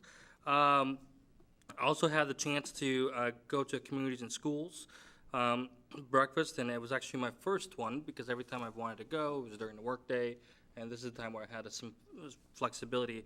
I want to, I think for the people that are watching, I know my colleagues know this, that my wife, I'm so proud of the work that my wife does. And I know that I keep bragging about her, but I honest to God love the work she does. She is a family support specialist for ECAP, which is a Department of Early Learning program that works with a lot of low-income families. And her job is to support families, essentially, and provide them with resources. And, as I'm, continuing the journey of becoming a school counselor, I'm learning the importance of how important our school counselors are, and how pivotal of a job they play within our schools and our youth. And so, I want to encourage Dr. Campbell and the school board to look at, in their budget cycles, to put together enough budget for essentially a liaison, school site coordinators, in each in all of the elementary schools. I know that there's a site coordinator of all the middle schools and high schoolers, if I'm not mistaken. But in talking with my wife, I know that it's preschoolers, especially boys, that need a lot of support. And so that was kind of my takeaway from the communities and schools. I want to see that in there, and I know we have a board member here in the audience. And also, I think I will actually end my report at that, Mr. Mayor. Thank you. All right. Thank you. Councilmember Kopech. I had the opportunity to get around on last Saturday to all the different parks and the jamboree for the Little League, and those are great examples of community, and I really appreciate what those represent. One of the things that really impressed me, though, and continues to impress me better, is our city is the spirit of volunteerism that exists, and the spirit of ownership, really, about our parks. And I think that the Parks Appreciation Day is a great demonstration of that. Extending that thought a little further, though, the work that the Violence Prevention Coalition Steering Committee did is invaluable, and I think is well respected by the council as a whole. And I certainly look forward to continuing the discussion toward a implementation. Don't know when that implementation will take place, but I think the important thing is that we waited to hear what the recommendations of that steering committee were, giving them the respect of their work. And now that we have that report, we can move forward. I think that there were some suggestions that certainly we were aware of, but they gave a lot of thought and gave a lot of support to those thoughts, and I think really created something that we as a city can work from for years to come. As far as implementation is concerned, my hope is it doesn't take years, but only months to a year. But again, we're focused. If you want to come to the Parks and Recreation, Human Services, and Public Safety Committee meeting, the council has the second Tuesday of every month It starts at 5 o'clock, and you will be welcome there to give comments. And that concludes my report. Thank you. Councilmember Hondo. Thank you. I'd like to thank the police department. Last Friday evening, we had the need to call 911, and they were in our neighborhood. We had 2 police cars within 2 minutes, and shortly after that, there was another police car in the neighborhood, and I'd like to thank them for their very quick response, and our police chief for talking with me on Monday about my concerns with what happened, and the police did a great job Friday night in helping our neighborhood through that issue. The other night on TV, there was a police report on what is happening in South King County with violent crimes. And they talked about a couple other cities, and then they, of course, talked about Federal Way. But when they came to the segment on Federal Way, it turned out from a negative discussion on what was happening in the other cities to something that was really positive. They interviewed some of the folks that work with the Positive Outcomes Program, which is a program over at MSC, which is working with 12 to 24-year-old youth and young adults. And the 2 folks that were interviewed on that program did an awesome job of talking about Federal Way and what they're doing here in Federal Way to work with violence and especially with youth. And I'd just like to tell them that I thought that was awesome because it turned a really negative report on TV to something that ended really positively with Federal Way's name in front of it, so that was awesome. I did go along with the deputy mayor to the Quiet Skies Puget Sound meeting last Wednesday, and Sheila Brush is a citizen who, kind of like the Weyerhaeuser folks, got involved just within the last year about trying to save her community from what's going on with the airport. I do have some information that I can share with council. I can leave it with Jerry Lynn and she can make you some copies. But Sheila would probably be very, well, actually, I know that she is coming to talk with our group, or at least that's what she stated to me. And she has a lot of knowledge. They have done a lot of research on what's going on. They're very, very knowledgeable. And it was a great way to spend an evening because I learned a lot that I didn't know about airport noise and what's happening with the cancer, especially with children's cancers. If you live near an airport, and we live near an airport, so our children are at risk for what's happening. I'd like to welcome back Andy Hobbs to the Federal Way Mirror. He's a new publisher, and yesterday before the LUTC meeting, there is a reception for him. And remind everyone, at opening day of the Farmers Market, it's really an awesome place to go on Saturday mornings from 9 to 3 from May 13th to the end of October. Thank you. Councilmember Salsky. Yes, thank you. Last week, several council members and the mayor and I were able to go witness the Federal Way National Little League opening event. And I'll tell you, I am so impressed with that organization. They have built a tremendous program. There's 450 kids that are involved in it this year, and about that many every year.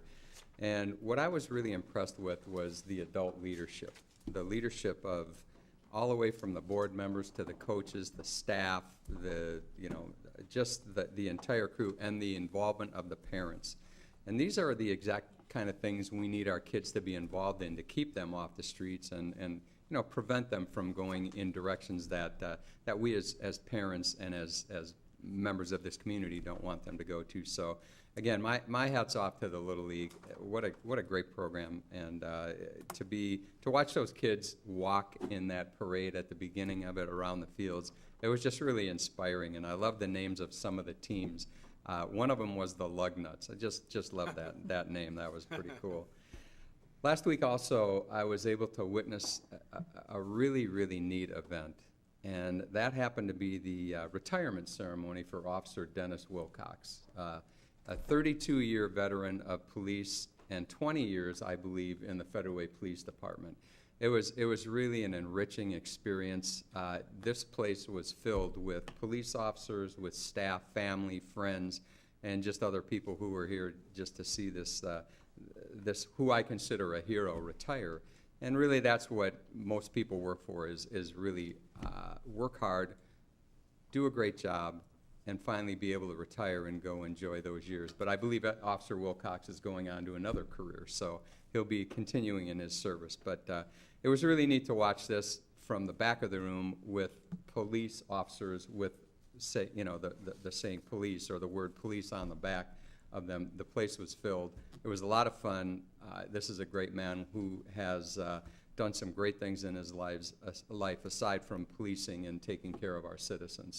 So Chief Wang did a great job emceeing this thing, and there were a lot of really positive comments about him and how he shaped and affected and mentored some of the younger police officers as well. So a great ceremony. Well done, Andy. Lastly, tomorrow we get to see Sound Transit again at the Chamber of Commerce luncheon. I believe we have some representatives speaking there, and I appreciate their reaching out to us tonight, tomorrow, in individual meetings that we have coming up with them in the next few weeks. So this is good. This is where we need to be. We need to shape this, impact this, and make sure that you know, we can help move this in the direction we want as a city. So that's it. Thank you. Great, thank you.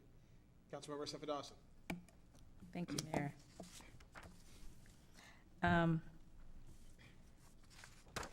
Councilmember Kopang and Deputy Mayor Burbidge and myself went to or attended the Advancing Leadership Youth graduation last week, and it's always beautiful to see the young kids who started out, you know, during their testimony or their time to share, to say that they were either shy or not comfortable speaking, to where they're amazing speakers, presenters, and also advocates for our city.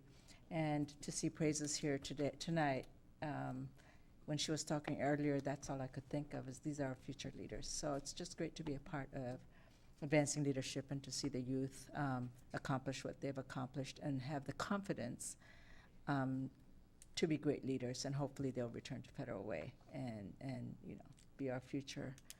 And then when you were talking about We Day, I believe there was a speaker from TJ High School, right? One of the teachers. So I just want to say that we've been representing We Days since it started, and so I hope Federal Way School District continues with the legacy of being involved and being engaged in that activity, because it's great also to where it broadens the kids' horizon to serve their communities, not only here, but locally and globally, to get engaged. So there's different ways and avenues to get our kids involved at a younger age even, so I'm just proud that we are a part of We Day and the We Day activities throughout the year, not just that one day. So that's it from me for today. Thank you. Thank you very much. Deputy Mayor Beverage. Thank you very much. There's a Lodging Tax Advisory Committee meeting coming up a week from tomorrow, Wednesday, May 10th at 8 o'clock in the morning. And also then another South County Area Transportation Board meeting Tuesday, a week from tonight, except that that is in the morning, a week from today at SeaTac City Hall. I also attended the Communities and Schools breakfast, and I just want to mention that it was certainly well attended and also very successful in raising money. It's my understanding that over $77,000 was raised at that breakfast. And as has been mentioned, I attended the Quiet Skies meeting last week at Mount Rainier High School, and I also had the opportunity to attend a meeting the day before at the SeaTac Airport. It was a meeting of the Port of Seattle commissioners along with representatives of the FAA, and that was a very informative meeting as well, and quite fascinating to see the interaction between the two organizations. On Sunday, it was my pleasure to help the Chicharitos Soccer Club kick off their celebration of Children's Day at our own Steel Lake Park, and it was a real pleasure to see the families enjoy our park, and certainly to see the kids eager to be outside and get ready to play soccer, although they call it football. even though it was raining, not surprisingly. So one of these days we'll have a weekend without rain. Perhaps we can look forward to that. And on that note, I'll conclude. Thank you. And on that note, we are adjourned. Good job, everybody.